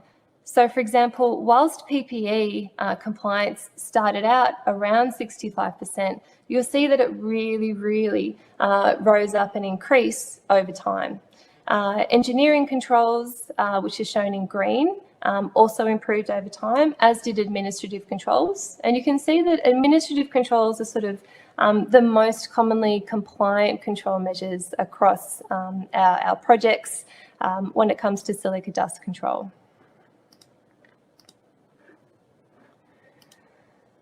So studies suggest that PPE is one of the poorest performing control measures because it relies on worker behaviour to be effective. So naturally, we had a really heavy focus on PPE compliance. And you'll note from the previous graph that more than 18 months ago, it was the measure with the lowest compliance. But when we ranked control measures in terms of the best performing and lowest performing from monthly compliance inspection reports, we actually found that PPE was in the middle, and that's largely a result of a huge focus in that area.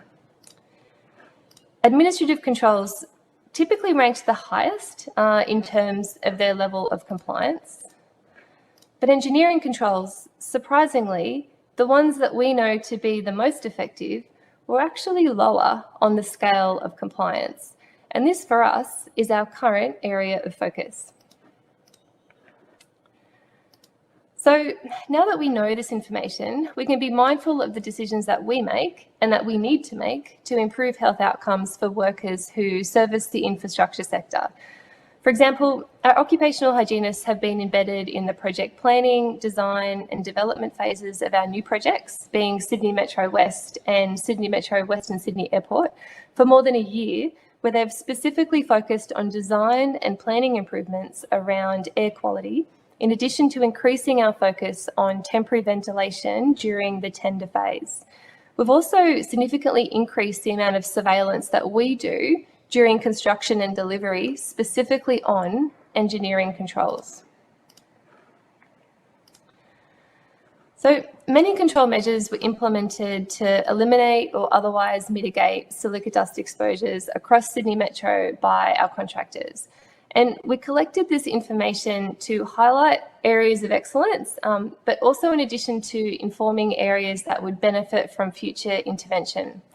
And while improvements in control compliance were observed over time, we now know that further work in improving the compliance of engineering controls needs to form our key area of focus. I do hope this information is valuable to you when you're recommending or reviewing control measures to protect your workers from exposure to silica dust across your workplace also. Thank you very much for listening. Thanks, Kate, for that great presentation, focusing on the important topic of control of RCS exposure. Our next session is titled Sampling and Analytical Challenges in Meeting Ever Lower OELs for Metals and Metalloids, and it's presented by Stephen Verpal, Industrial Hygiene Manager from the Nickel Institute. And this next session is sponsored by Mount Isa Mines. Please keep using the chat feature to ask Stephen questions during the session, although I'm seeing lots of activity in the chat, so that's fantastic. So we'll start now with our sponsor's video and then on to Stephen's presentation. Thank you. There's things that I would never experience unless I lived in the northwest. It's a really genuine, salt of the earth place. Growing up in Mount Isa, I always was very aware of the mine. Everywhere you looked was Mount Isa Mine sponsoring this or that. We're actually part of the community, so it's equally important to us that we're contributing to things that really make a difference. They don't have to do what they do, and they do it generously for so many events and people within the region. Almost 100 years of successful coexistence with the Mount Isa community, and that's pretty unique.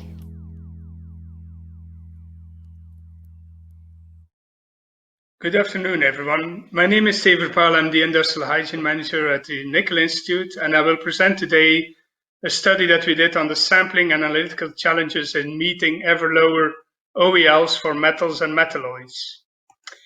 So the overview of the presentation will be a short introduction, important international standards, the requirements of analytical methods, compliance requirements, how to assess measurability of proposed limit values, and important outcomes of an ASTM conference we organized on workplace measurements of metals and metalloids, conclusions, and lessons learned.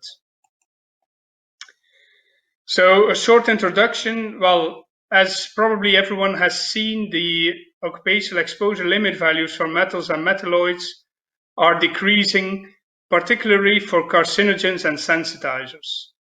Very low limit values present challenges to measurement methods for numerous elements, for example, nickel, cobalt, beryllium, cadmium, platina, and chromium-6. Also, increasingly size-specific sampling fractions, for example, inhalable and respirable, are prescribed by regulation. These very low limit values bring challenges to the measurement methods, and all aspects should be taken into account, such as sampling, sample preparation, instrument analysis potentially now need to be reviewed. If you look at the important international standards, I can recommend two very important standards. One is an ISO standard on the general requirements for the performance of procedures for measurements.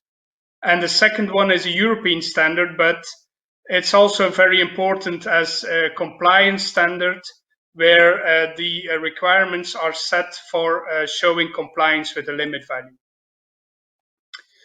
So if you first go to the ISO standard, we see that workplace air methods shall be validated in the range of 0.1 times limit value to 2 times limit value. This means that there is a specific range within a method should be validated. Also important is that expanded uncertainty requirements are set for measurements comparison with limit values and periodic measurements. And you see here for long-term measurements, in the case of metals and metalloids, many of the limit values are long-term. It means that you have to have a relative expanded uncertainty below 50% in the range of 0.1 times to 2 times limit value. The compliance standard is also showing something, and you will see that quite similar things are coming back. If we go to the measurement parts, and those are, let's say, specifically the measurement procedure, there are also the requirements coming back from the ISO standards. And those requirements are, in a preliminary test from 3 to 5 exposure measurements, you should have, let's say, you can show compliance if all results are below 0.1 times limit value for a set of 3 exposure measurements. So this means that actually the former ISO standard, where we talked about the validation range, is very important also in showing compliance. The assessment of the measurability is, well, I put 5 steps to do the assessment. Well, first you have to address speciation issues because some of the metals and metalloids are really speciated into certain limit values. We have to investigate the instrumental LOQs given by the manufacturers. We have to investigate all applicable workplace air methodologies for metals and metalloids. Perform a laboratory survey to gather information on the method LOQ your laboratory can provide you, reference methods they use, and then we can calculate the minimum sampling time obtained from the LOQ or the limit of quantification. The speciation issues, well, I give an example for nickel. Well, the problem is that there are currently no standardized or readily available methods to differentiate between nickel metal and compounds. There are some, let's say in late 90s, some ZK leaching methods proposed in 4 leaching steps with subcurrent analysis by ICP, AES or MS.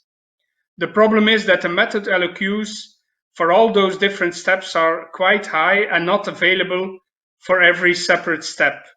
So it's really difficult to achieve, let's say, the LOQs due to the extraction volumes you have to use.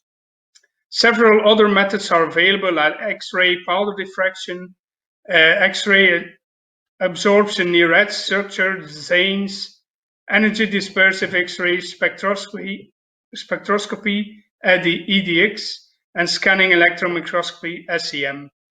The LODs and LOQs are not readily available for these methods as they are mainly used for qualitative and not really for quantitative exposure assessment purposes. So here you see an example of instrumental LOQs provided by the instruments for nickel. I calculated it on a mass on the sampling substrate, and you will see later on why this is very important. So here you see, for example, in an ISO standard, the 30011, where the method is specified for ICP-MS, measurement of metals and metalloids, the limit of quantification of all metals and metalloids that are part of that standard. And you see that in this, from this table, we can calculate the minimum sampling time required to do the analysis. And this is an example calculated for nickel. Well, this looks really good, 142 minutes. That is, let's say, within a working day, possible to measure. But we did some research on how laboratories are performing and how the current methods are performing. So if you see the table here, those are all available methodologies that you can download. And you see all the figures in red are actually showing LODs and LOQs that are actually higher and require a longer sampling time than an 8-hour working day. So this becomes an issue. If you are interested in more about that, you can read the publication that is indicated below in the presentation. We did also laboratory survey investigation, and we saw the same thing. So many laboratories use specific analytical techniques that really, if you take into account the LOQ that they provide to you, that gives you a minimum sampling time higher than the 480 minutes required to sample a working day. So the conclusions are that information from available methods show that 90% can measure as low as 10% of the inhalable limit value proposed in the European Union, and only 12% can measure the 10% of the respirable limit value proposed currently in the European Union. So information from the laboratories show that actually they perform a little bit better, but still there is an issue with the laboratories for the respirable limit value. LOQs in the range of 0.05 to 7.5 microgram on collection substrate are given, so this indicates that the determination of the LOD and LOQ is ambiguous. So main outcomes, we organized a conference on that, and the main outcomes are specifically for occupational exposure limit values that there are, well, we are really on a path that's showing that we take into account measurability issues. And there are also a lot of things going on proficiency testing and reference materials that will be important to measure lower limit values of metals. On the sampling aspects, we do know that there are some specific things going on. Let's say, for example, acid-soluble capsules to capture wall losses, and also, for example, higher flow rate samplers that become available on the market. For multi-element analysis, there are, let's say, more and more secure ICP-MS methodologies that are currently developed. And for the single element analysis, there are quite a lot of new techniques that are on-site or even direct measurements will become available. So the general conclusions are that legally binding limit values should take into account the method LOQ for background of its determination, speciation issues, and there is a statement: when an OELV is legally binding, the most appropriate methodology for exposure assessment and showing compliance should be linked with that OELV. And the lessons learned: a stepwise approach to deal with compliance, measurability, and speciation issues. So search for methods that are aligned with the defined limit value, compare the data and the methods with some minimum requirements, and identify the most appropriate methods to be used to show compliance with your limit value. Thank you for your attention, and if you need more information, just send me an email. Thanks, Stephen, for your interesting presentation on the challenges with these low OELs for metals and some of your good suggestions for improving dealing with these issues. Our next session is how pulsations affect the performance of a respirable sampling head and the importance of dampness within an air sampling pump. And the session is presented by Jim Struthers, Global Sales Manager, Casella Solutions. Please use the chat feature to ask Jim questions during his session. Thanks.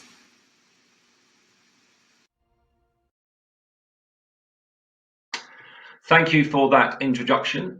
Yes, I am Jim Struthers, the sales manager at Casella. Casella is a manufacturer for over 60 years of air sampling and noise monitoring equipment. And today I'm going to be looking at pulsations, how they affect the performance of respirable sampling heads, and the importance of dampeners within an air sampling pump. So, the respirable dust fraction, which I'm sure we all understand and know, it is obviously referring to particles that settle deep within the lungs that are not ejected by the body through coughing, exhaling, or by expulsion. And the particles in question are not collected by the lungs with 100% efficiency. And so respirable dust is defined in terms of size selective sampling efficiency curves, as can be seen. Furthermore, it has led to internationally recognized respirable selective sampling techniques. In short, the ISO standard states the definition of respirable dust to have a median aerodynamic diameter of 4 microns collected with a 50% efficiency. And when we are looking at respirable dust sampling, there are factors that we must take into account.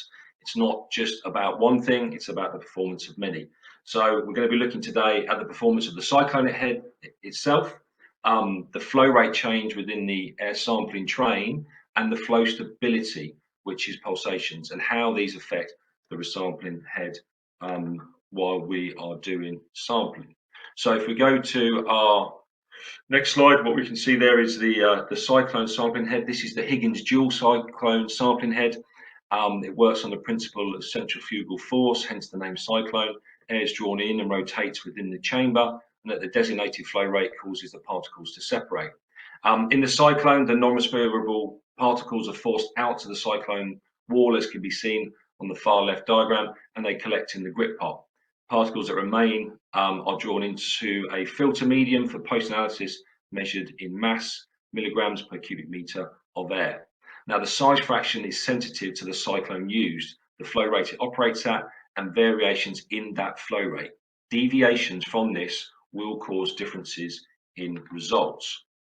Now, there was papers done by Dr. Bath Bell, which highlighted some of the discrepancies between the different types of cyclone sampling heads in the marketplace. As can be seen on the right-hand side there, independent tests were done on cyclone heads within the marketplace, used within South Africa, Australia, and the UK. And the BIOS maps there show that 2 of the 3 heads didn't meet the BS-EN 481 convention curve.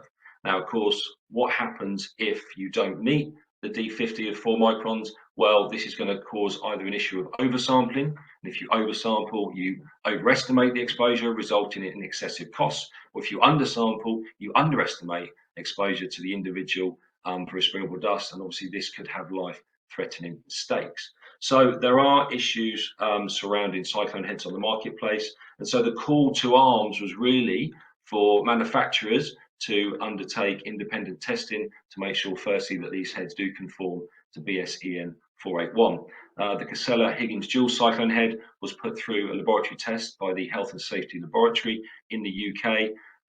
It was objectively to determine the D50, the particle size that will penetrate the cyclone with 50% efficiency, and also to determine the bias between the fitted performance curve and the target convention for an array of theoretical challenge size distributions as specified in BS-EN 13205.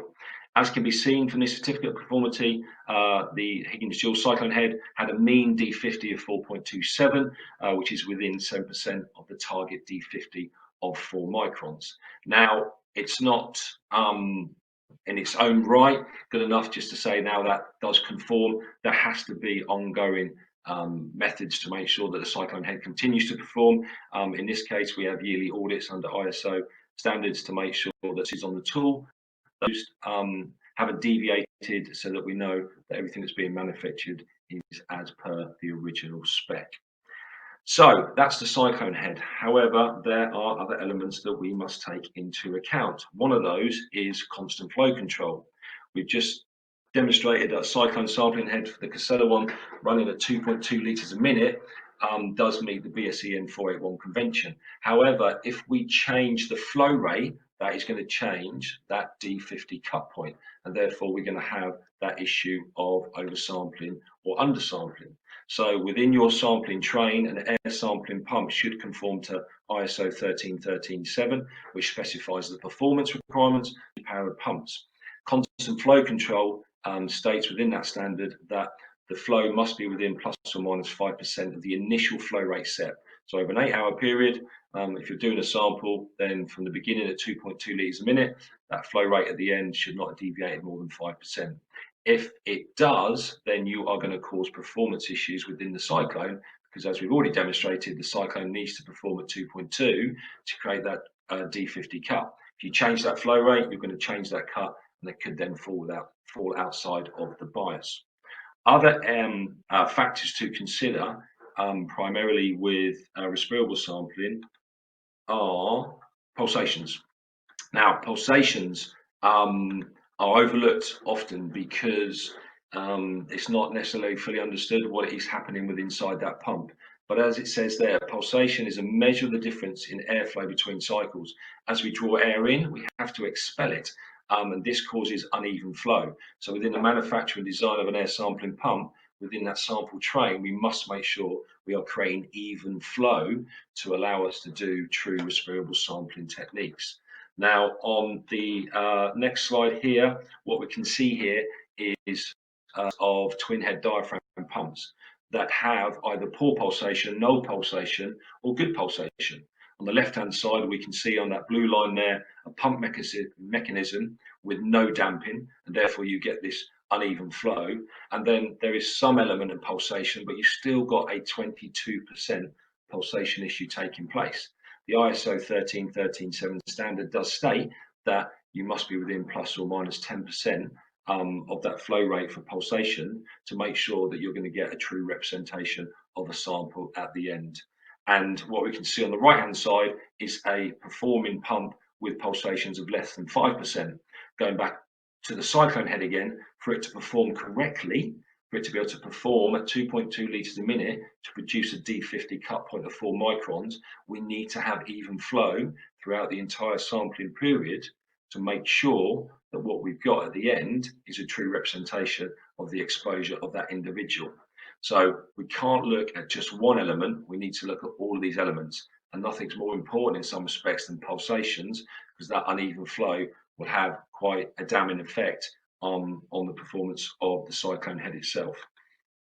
So there have been studies in the past in terms of evaluation of pump pulsations. As can be seen on this diagram, the convention curve for respirable dust is tracked by a pump that's got good performing pulsations, and then you can see how it tracks with a poor performing pump that's got poor pulsation capability. So although the pump itself might be running at 2.2 litres a minute, and it has at the end of its sample run still within that plus or minus 5%, that uneven flow throughout the entire sample duration could be having an adverse effect in terms of that respirable sample. We are trying to make sure that we've got a good sample come the end of our testing regime. So how do we combat those pulsations? Well, we are going to be using pulsation dampeners. These dampeners are included in the design of a pump. Everybody would like to have a small pump, a pump that just fits in a pocket that is of no size bigger than a matchbox, but physics defines how big that pump's going to be because of the elements we have to add. In this case, what we're doing is adding with inside the motor a stack. Within that stack, we have an inlet and an outlet. As can be seen, we have these rubber diaphragms, and these diaphragms are reservoirs of air, and what they do then is smooth out that flow, so that reciprocation of air going in and air going out gets smoothed by those dampers. And these are located at the inlets and outlets. Why do we have them? It is vital to maintain the sample integrity, as we have spoken about. So obviously the abstract paper will back these things up, but what we've got in conclusion is that you cannot look at one element. So the cyclone head itself must meet the BSEN 481 convention, but also you must make sure within the sample train you have a constant flow rate that's within plus or minus 5%, and do not overlook the impact of pulsations and the effect that dampers have within an air sampling pump. All of these must work in harmony within the sample train for an effective respirable sampling regime. Thank you very much and enjoy the rest of the conference. Thanks, Jim, for a very interesting presentation on respirable dust sampling and pump pulsation. Our next session is titled Managing Formaldehyde Exposure in Modern University Anatomy Laboratories, and it's presented by Lachlan McPhail, Health and Safety Advisor, Data and Systems, Macquarie University. But before we hear from Lachlan, I just wanted to add a very special welcome and encouragement for all our international attendees joining us from a range of places and time zones. It's fantastic to see you using the chat function. So a big encouragement to all attendees to keep using the chat. Over to you, Lachlan. Hello, my name is Lachlan McPhail. I'm a Health and Safety Advisor at a Sydney-based university, and I completed my master's degree last year from the University of Wollongong, which included a research project investigating if staff in modern university anatomy laboratories are at risk of formaldehyde exposure. And just to call out my co-supervisors, Linda Apthrop and Jane Whitelaw as well. So what do we do embalming? Embalming is a purpose for educational purposes to help maintain the shape and structure of tissue. It helps to preserve specimens and prevent microbial growth on tissues when actually educating medicine students and also allied health professionals. And there's economical and ethical reasons for using embalming. If a specimen donates their body for educational and science purposes, then we can reuse that specimen over time and up for 8 years for embalming. For embalming, we use a product which is usually called formalin, which is where the formaldehyde is. It's an approved and accepted substance for disinfection. The alternatives are typically expensive. Other alternatives may also not fix the tissue as long as what formaldehyde can do. And it's quite heavily used from a traditional sense. It's cheap, easy to use, and there's limited desire for finding alternatives. The embalming fluid itself usually contains up to 20% formalin with other constituents as well. So the key message from this slide is that formaldehyde is here and substitution is always not really feasible. We know that Safe Work Australia has done a review of the Australian workplace exposure standards, and the key message here is that the proposed workplace exposure standard is 0.1 parts per million time-weighted average and 0.3 parts per million short-term exposure limits based off the 2017 American Conference of Governmental Industrial Hygienists review, which is considerably less than what is the current workplace exposure standard of 1 part per million and 2 parts per million still. So really, are university anatomy laboratories control measures suitable, and are we ready for the proposed workplace exposure standard reduction? And are anatomy technicians at risk? We use the American Industrial Hygiene Association methodology, which includes the confirmation of a strategy, so the goal, basic characterization, which is the walkthrough, the exposure assessment, sampling and analytical technique, the data evaluation, so reviewing the sampling data, looking at controls and solutions, and lastly, reporting and communicating, which we won't cover in specific detail in this presentation. So the strategy was to really measure compliance, to see if we're actually adhering to the current exposure standards and to identify worst case scenarios. And we used the 95th percentile to make sure that's below the workplace exposure standard.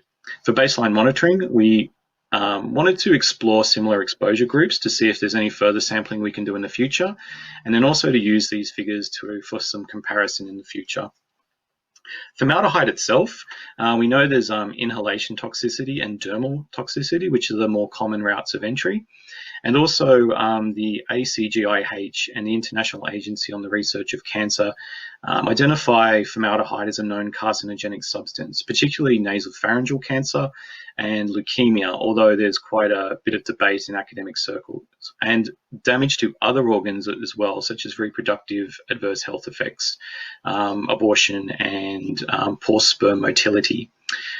For acute effects, there's dermal and skin sensitization, watery eyes, headaches, and nasal irritation.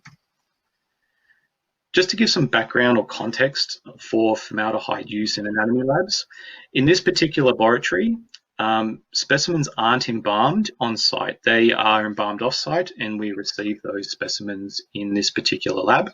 They're kept in the fridge until prosection.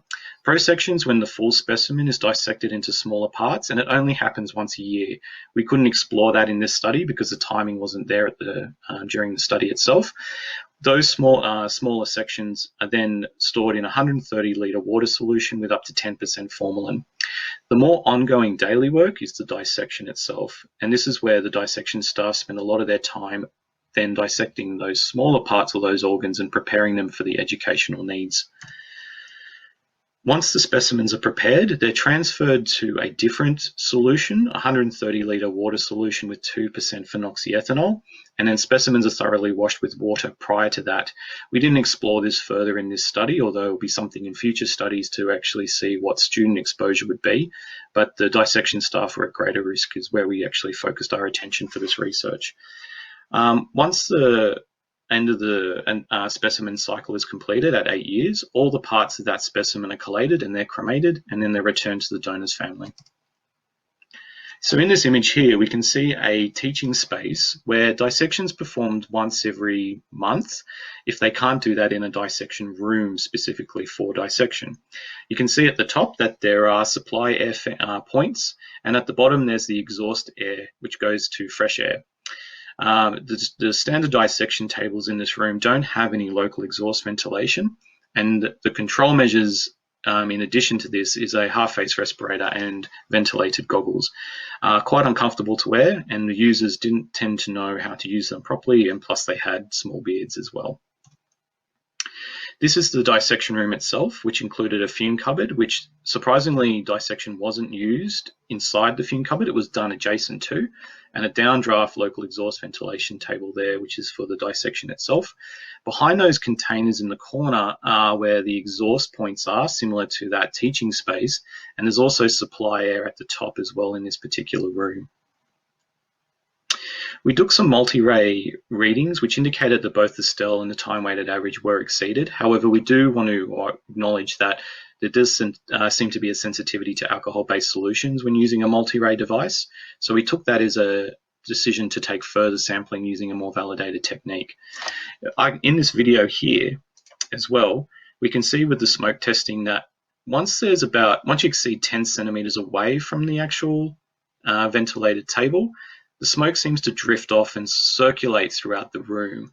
And this could be typical because the diffusers in that air supply were not pointing directly downwards, but rather pointing towards the edge of the room, which creates a lot of turbulent and mixed up air.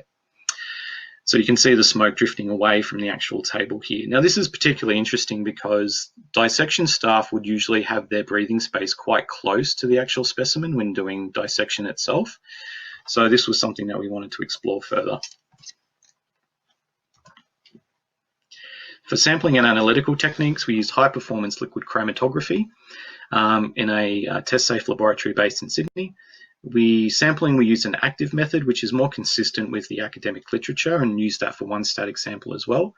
The collection media inside the sorbent tube was 2,4-dinitrophenylhydrazine, and also we used random sampling where possible to really reflect daily operations, but also note when there would be likely higher exposures.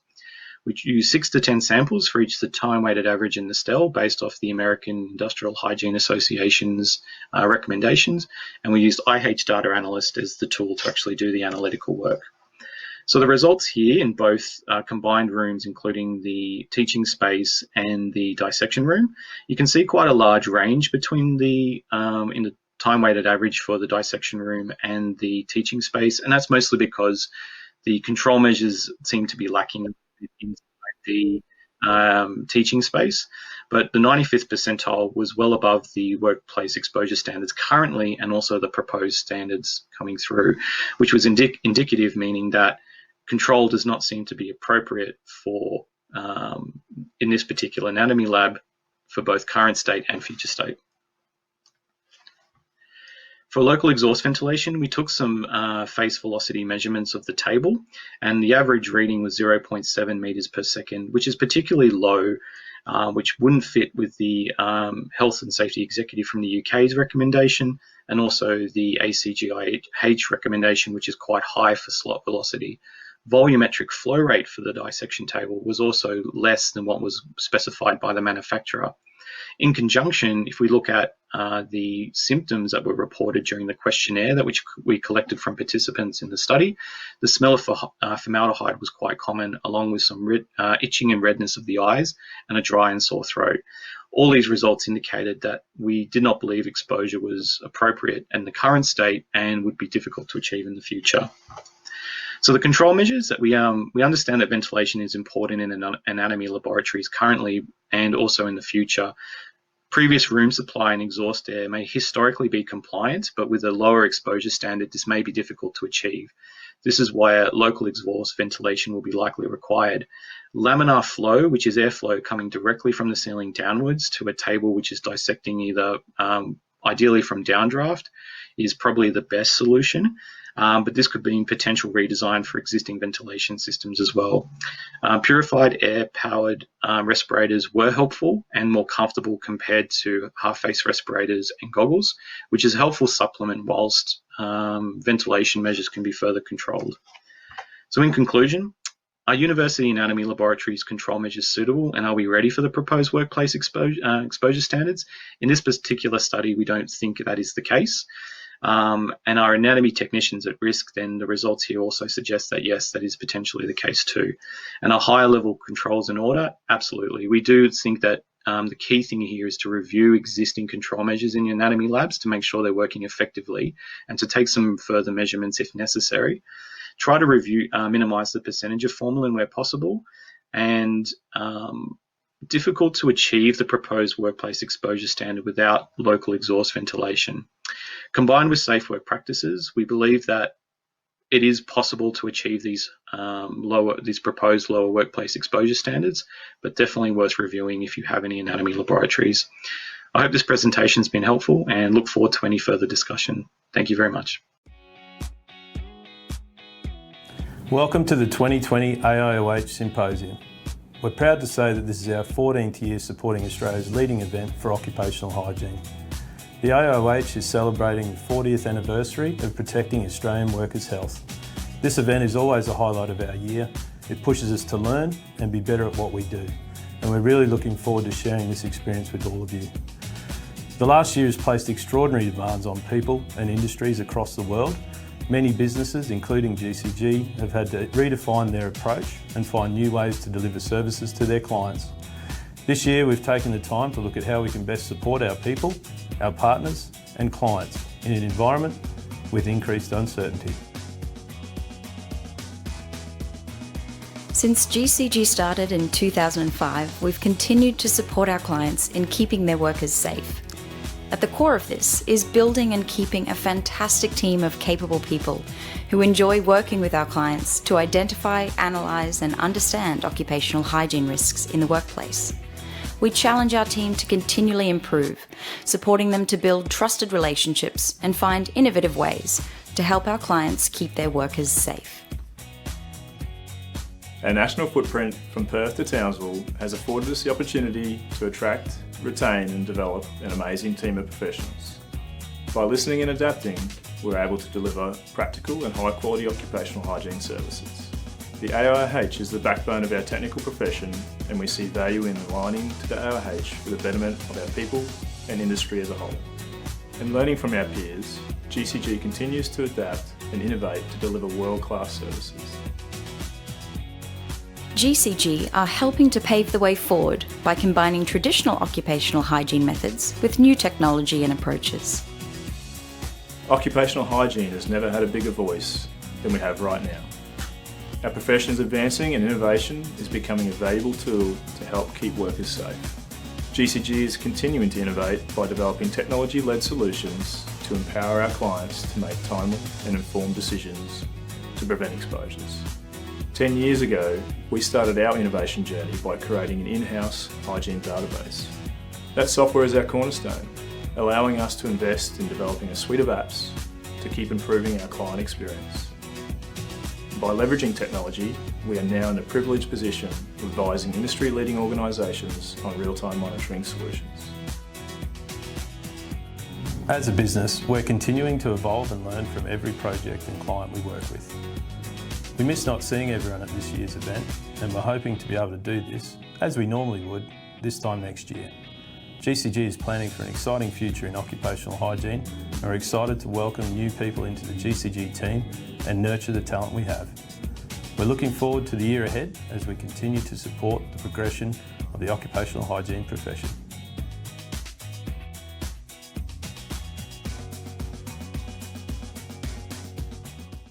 Globally, COVID-19 has driven the collective health and safety sector to focus on preventing worker exposures. I'm hopeful this will lead to improved worker health more broadly. I would now like to introduce invited speaker, Mr. Carter Ficklin, Industrial Hygienist at NASA's Langley facility, to begin his presentation on what does occupational hygiene look like post-COVID-19.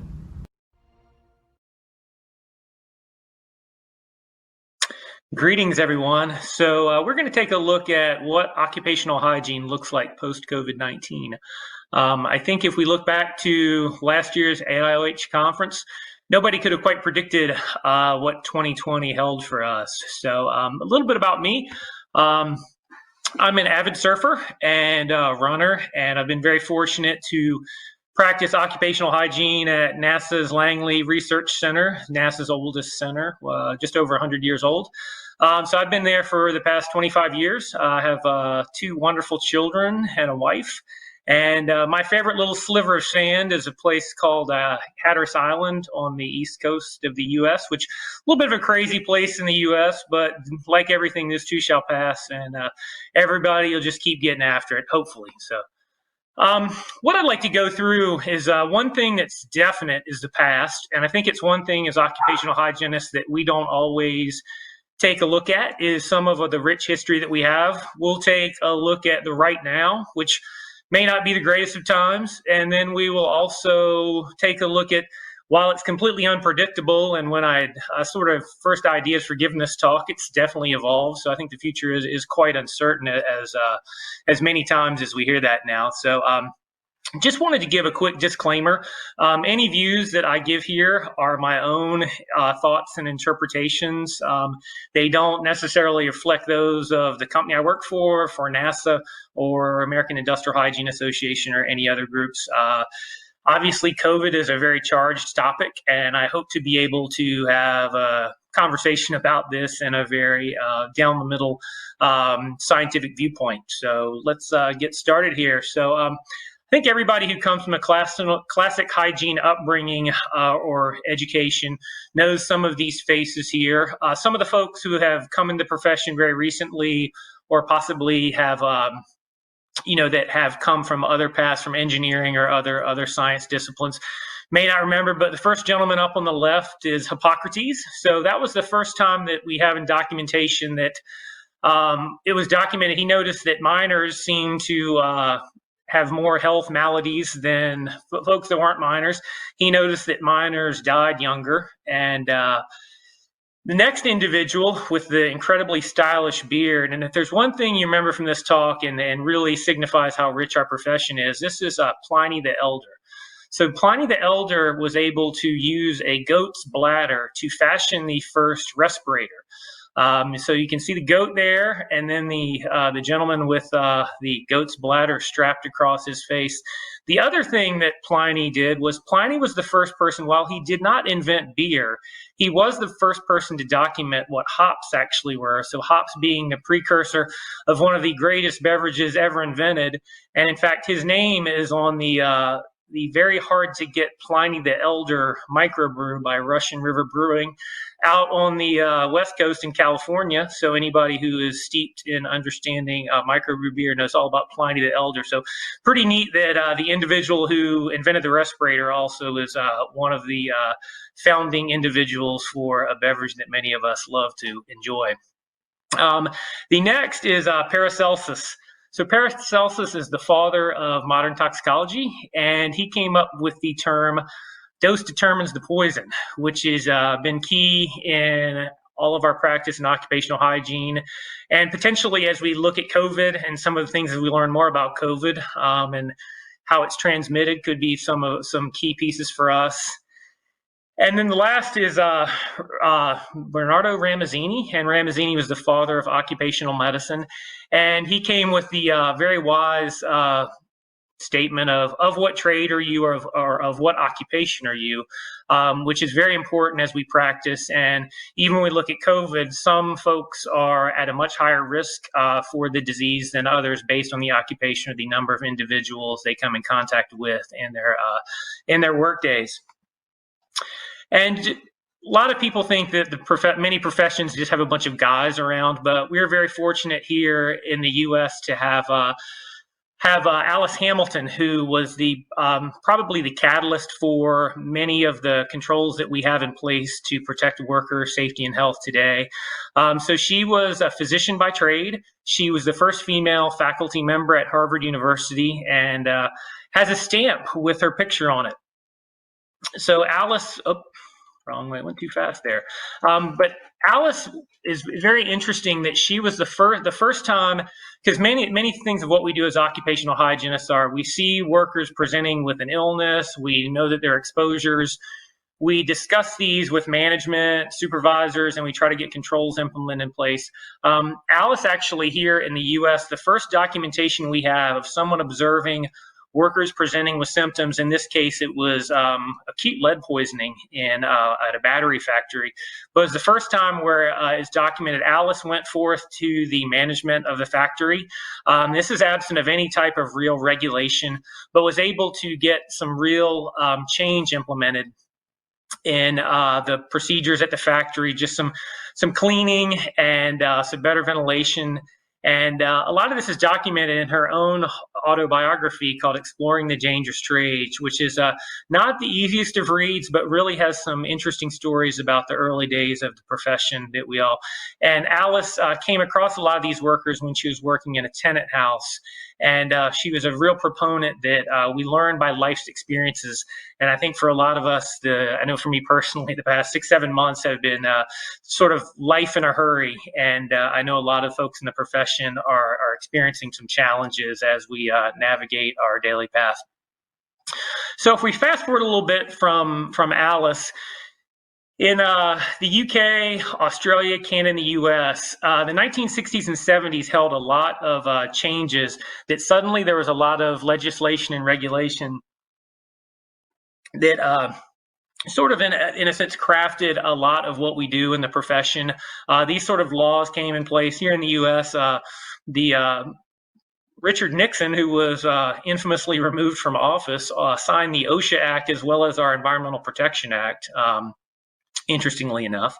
But these were sort of OSHA was really the birth of the modern profession here in the U.S. and really resulted in a lot of hygienists, the hygiene profession really growing as employers had to figure out ways to comply with these regulations.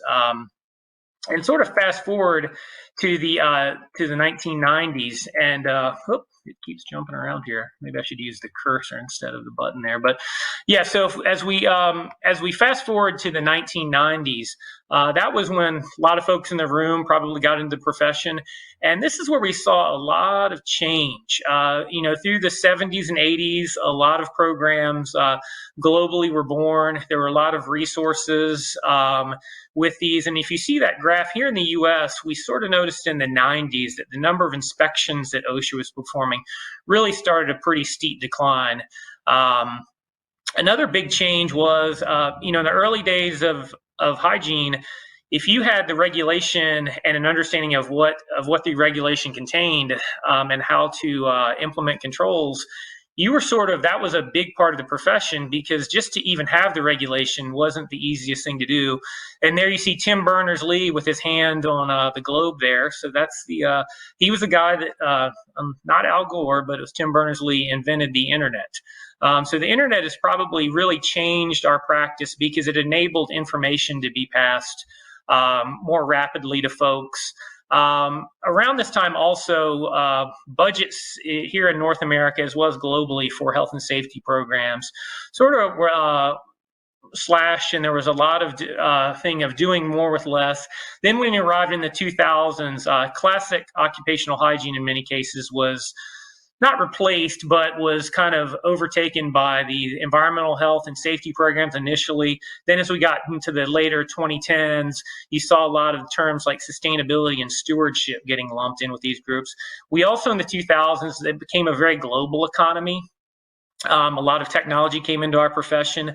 We saw information be able to be transmitted really quickly.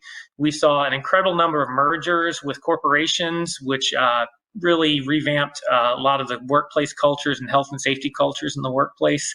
And then throughout these, the claims for compensation because of some of the illnesses and injuries that were occurring, that was a big thrust of many of the employers at the time, was to try to handle these and implement that. The other big change was corporate image as we got into the later 2000s, the past 10 years or so, is that obviously it's bad for business and bad for an image to have a company that makes people sick or injured while they're at work. So all of a sudden, if you remember back to this wonderful film with Michael J. Fox, and he had the nice DeLorean where you could teleport yourself to whatever year. I don't think he listened to Marty and said, don't go to 2020, because New Year's Eve 2020 dawned and the crazy ride started for many of us.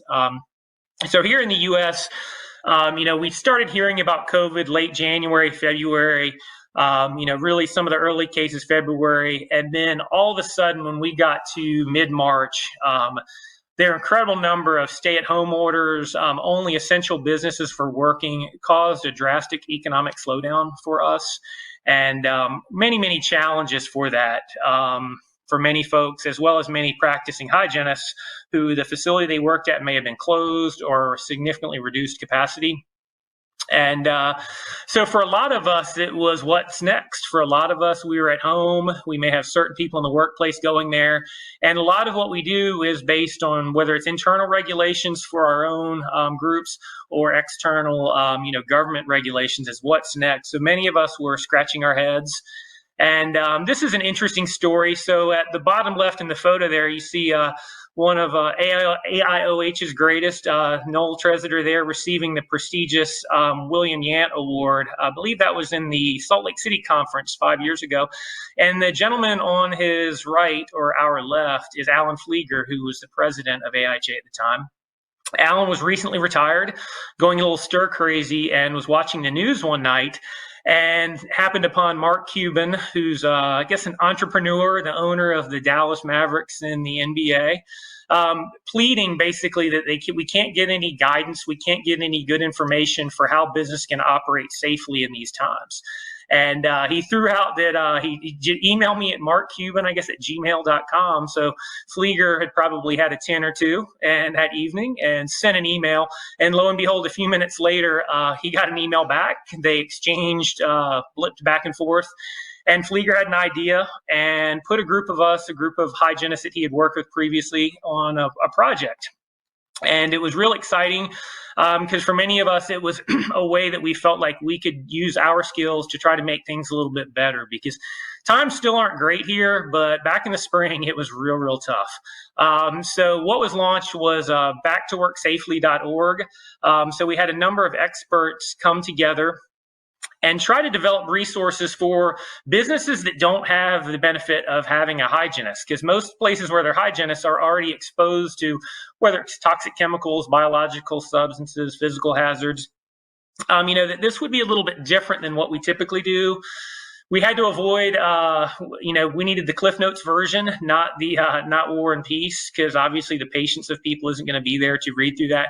And we had to look at it from the perspective of customers coming in, the employees coming to work, and the perspective, because all of those individuals need to feel comfortable for this thing to work. We couldn't use a lot of acronyms or the typical language that hygienists use. And then also between the documents, we really had to work to try to keep these aligned and in place. So if you look at this list, so this is by the end, I believe we started in mid-April, and the first documents dropped by around the end of the month. But if you look at that list of businesses there, not many of those are going to have a normal reason to have access to a hygienist. But it's very interesting that we were able to get professionals that are practicing hygienists that had either worked in these places, maybe had friends or family members who own these businesses. So we weren't creating these in a vacuum. We were getting real-time feedback. And it was pretty neat when you normally see most documents take 6 to 9 months at a fast clip to get together, that we were putting out documents every few days, dropping several a week. And the focus intent, this is from John Henshaw, who was the former head of OSHA. But really, we wanted to try to make sure, because small business is a real core of the economy here in the U.S., and one that probably has a lot of risk because they don't have the resources or knowledge about workplace health and safety controls with COVID. So it's to try to figure out a pathway to get this information out there. One of the things that we learned, and after being involved in the profession for 25 years and being very active in AIHA for probably close to the past 18 or so, was the power of someone with Mark Cuban when he has 8 million Twitter followers. So an AIHA document that does well might get 1,000 or 2 views. Well, these documents, there were over 1 million unique views and then 950,000 downloads.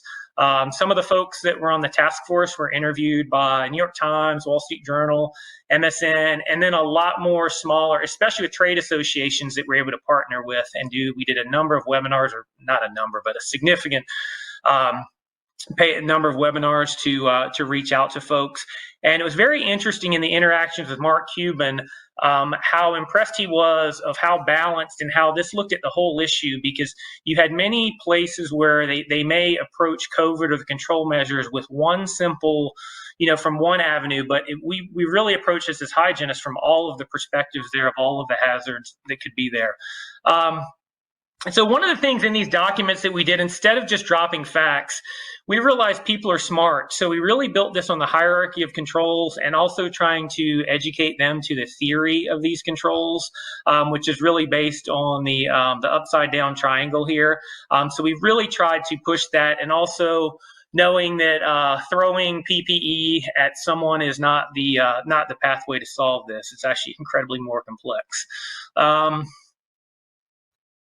We just went too fast there. So let's see if we can get back. There we go. So yeah, some of the trends that we've seen, obviously many industries jumped right into telework and working remotely. Obviously some places you can't do that. One of the things that really a lot of our current standards and exposure guidelines, they are based on an employee or worker having one employer, not necessarily maybe hopping around to 3 or 4 different jobs in a normal work week. And then the collaboration that we have, because many of us build strong relationships with our groups or other workers that we protect. But it's tough to have these kind of chats or the meeting after the meeting when we're forced to use platforms like Zoom or Teams or phone calls. How do we onboard new hygienists and mentor them and build these relationships? Because obviously relationships there. And then obviously the mental health challenges for us as professionals is what we go through, as well as others, are going to be something that are going to be a big challenge for us to go through. And I'm not sure why it just did that. Yeah, so our expertise, so one of the things that happened right away, and I know this has happened globally and hygienists have been able to step in, is the amount of false information, fake PPE. I know a lot of the Australians in your group were very active with a lot of the fake N95 masks coming into your country, and I really applaud their efforts. A lot of the junk disinfection practices. So hygienists have really been at the forefront of this, and I think we've been able to probably come in contact with more people than we have previously. And this photo right here just brings us back to a better time when I was able to join y'all on the Gold Coast, and we had an amazing time at the Royal Pines, and I was able to get some surfing in and run the Gold Coast 50K along all the wonderful towns on the Gold Coast. So thank you for your time, and look forward to having a chat. Cheers, everyone, and stay healthy and safe. Thank you. Hi, Carter. Thank you very much for that engaging presentation. Took us through a bit of a journey through history. There's been a heap of chat, but not lots of questions for you. So Was there anything else you wanted to talk to us about that you didn't fit into your 20-minute presentation? No, it's great to kind of see the community out there, and just big props to the so similar to the challenges you guys had with your conference launching. We had the same thing here in the U.S., so it's very common in these times, and just a lot of that was, I think that one of the things I kind of talked a little bit about it, but with EHS or occupational hygiene moving forward is like a little bit of the thing with that Mark Cuban story is, if we can find champions, whether they're through personal contacts or professional contacts that we may have, of how much broader that message can get. Because sometimes we do get wrapped up into our own little group or our own little crew and this does get a little weird or creepy, especially, I've got teenage kids and, but the number of cliques or all those things, but that's kind of the world that we're in now. And, I think if hygiene wants to understand this, and I know that all the groups at AIOH and AIHA and BOHS and all the different groups we interact with have tried so hard at this game for so long, and it just blew our minds that one retweet basically broke the server. And that just was a little different about how that gets out there. And then it's also like, once that gets out there of like, okay, and then we're like, oh crap, how are we going to deal with this? So just I think what's sort of next for us. And I think that there's a lot more of this. I don't think that COVID's our last dance with this type of thing. And I think that us as a profession, we are very well suited to deal with these things. I think for organizations, we want to manage the risk. And I also want to just give a shout out to, if you look at the US and you look at Australia, you guys are crushing it. So you guys are doing much better of getting life back to normal than we are. So I commend y'all, and I kind of wish I was there. So, but cheers to y'all, and yeah, I'll be happy to address any questions or comments you guys have. But love all y'all, love Australia, and yeah, cheers. Well, Carter, thank you. We wish you were here with us as well. We don't envy you in America. We are very happy that we've made doing so well as we are, and we do feel very sorry for you all over there. But since I commented that we had no questions, there's been about 100 questions posted. So let's have a little look at what we have here for some questions. So there's a question here about whether you think there'll be more recognition for our profession in the future.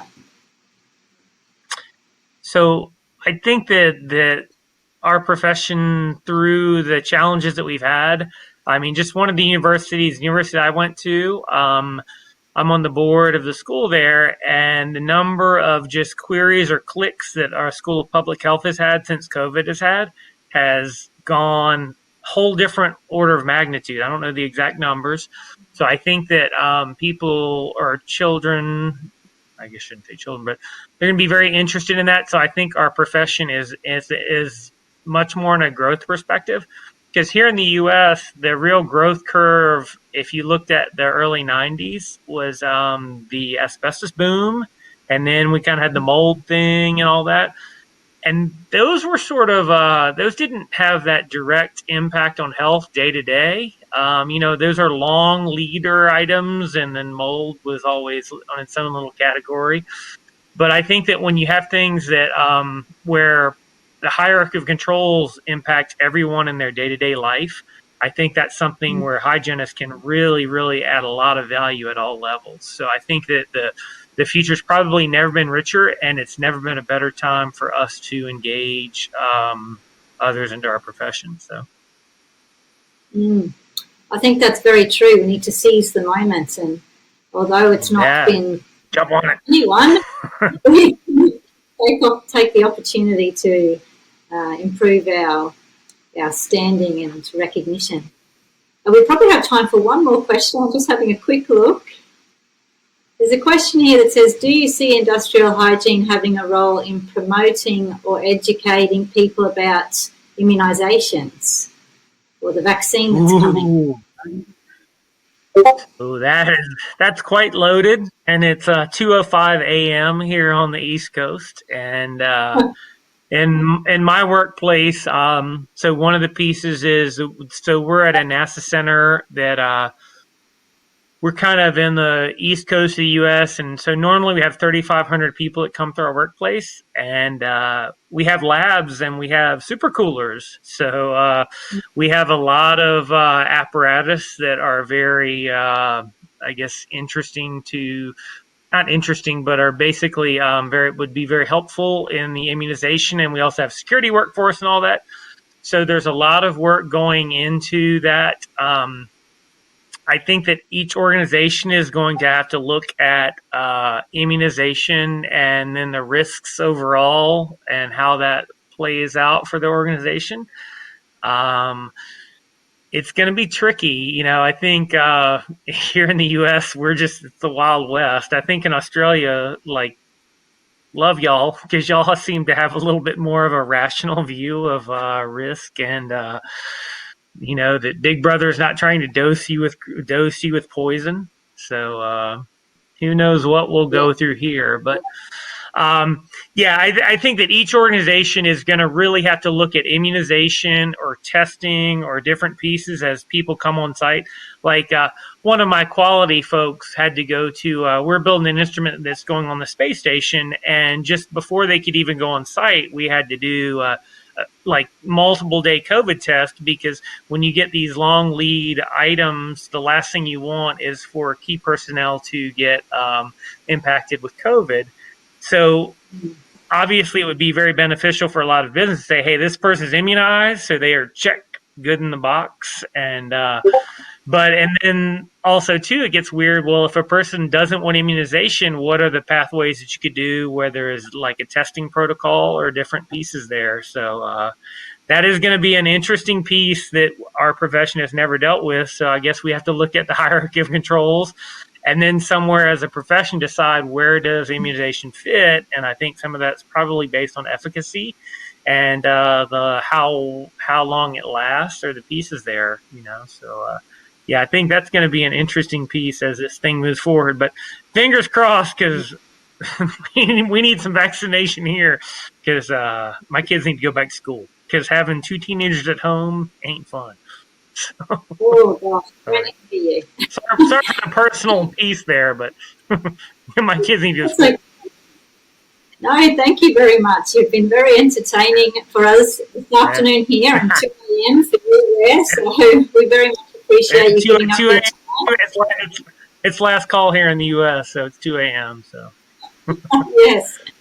Well, last call then. Thank you very much, Carter, for joining us from the US. We appreciate you giving up your valuable time. And there were so many thanks for your presentation. I can't count them all in the comments. I'm not sure if you can see them, but lots of people thanking you for your work, for the guides that have come out, for the AIHA, and your fantastic presentation. So we hope that we get to see you in person again. And just a little caveat with those guides is it's one of the hashtags I came up with is right when they sort of drop, because so normally when hygiene documents go out, it's a very long linear process of review. We're talking months, years. We're talking this thing dropped, and we put our first document out in 10 days after we started talking about this, because that was the piece. And that was something that our profession had never had to really work at. And that was what, when you work with somebody like Mark Cuban, because that's what business expects at that level. And that's what we did.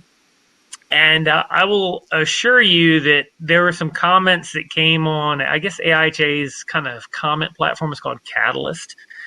And Catalyst sort of, fortunately, I didn't even read some of them, but it's amazing. Like I quoted a hashtag called "Hygienists are the worst," but it was just funny that, and that's not in the wrong way, but it's just like sometimes we are so overly critical, because it's just like you got to get something out there. And like one of the old, and not to throw Facebook in because I know they're in a lot of trouble, but one of their mottos was "Done is better than perfect."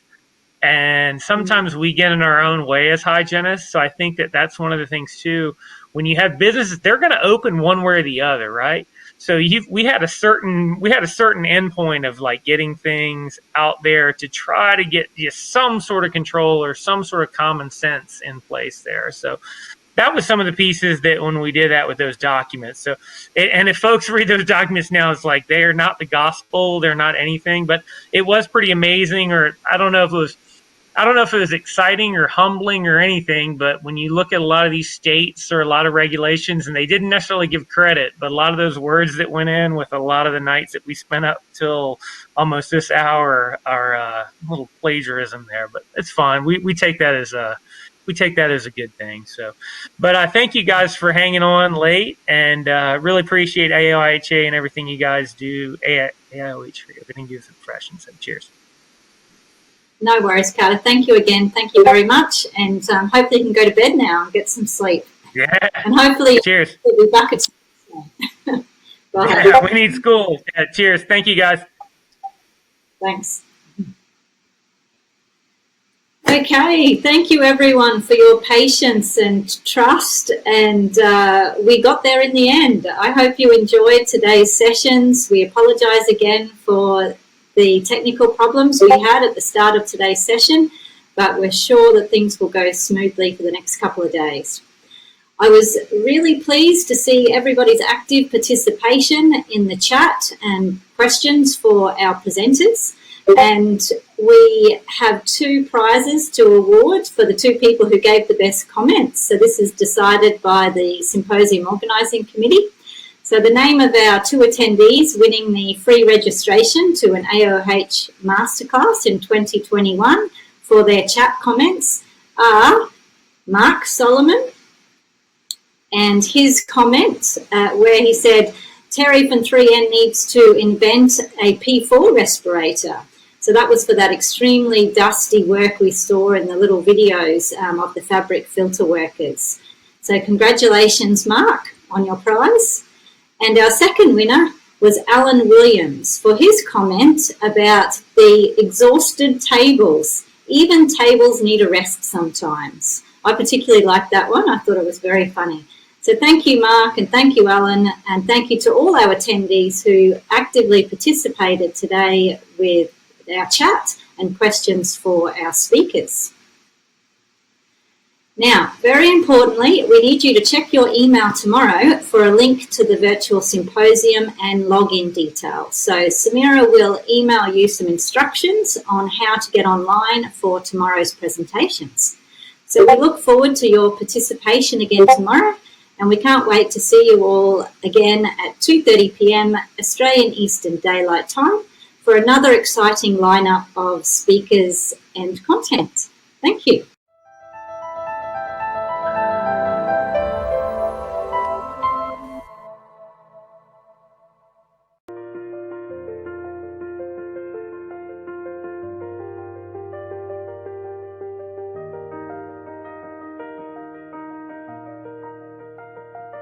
I've always loved science and engineering, but I'm a person who's really driven by purpose and wanting to make a difference. And I chose to be an occupational hygienist because it combined that love of science and having a really strong purpose. Well, I guess I always wanted to be a doctor or a type of a crime scene investigator, and at the moment I get to do a little bit of both, I suppose. I get to investigate why people are becoming ill in the workplace and hopefully trying to prevent that. So adding value to their quality of life. Well, I have to say it chose me. At the time when I first joined the industrial hygiene division, I wasn't at all sure what I was getting myself in for. And to me, industrial hygiene, as it was called, not occupational hygiene, it was called industrial hygiene. And I thought it was probably to do with the cleanliness of toilets in factories. But when I joined and I met Pam and saw the laboratories and saw the whole setup, I was absolutely hooked. Who chose me? In the late 1970s, the oil companies in Australia, such as Shell, BP and Esso, all had their first hygienists. And Mobil Oil Australia decided they should have one as well. and I was asked to be that person. I think the profession chose me, actually. Like a lot of people that are looking at this right now, you tend to just fall into the area of occupational hygiene. I did have a background in science, so that was a good fit. But what I really loved about occupational hygiene is it had a technical element and also a people element, and that was very much appealing. Occupational hygiene is exciting. Very rarely are 2 days the same, and it's the best career change I ever made. I chose this profession so that I could improve the lives of others. I chose to become an occupational hygienist because I am passionate about preventing occupational health diseases, and my aim is to make a difference in people's lives.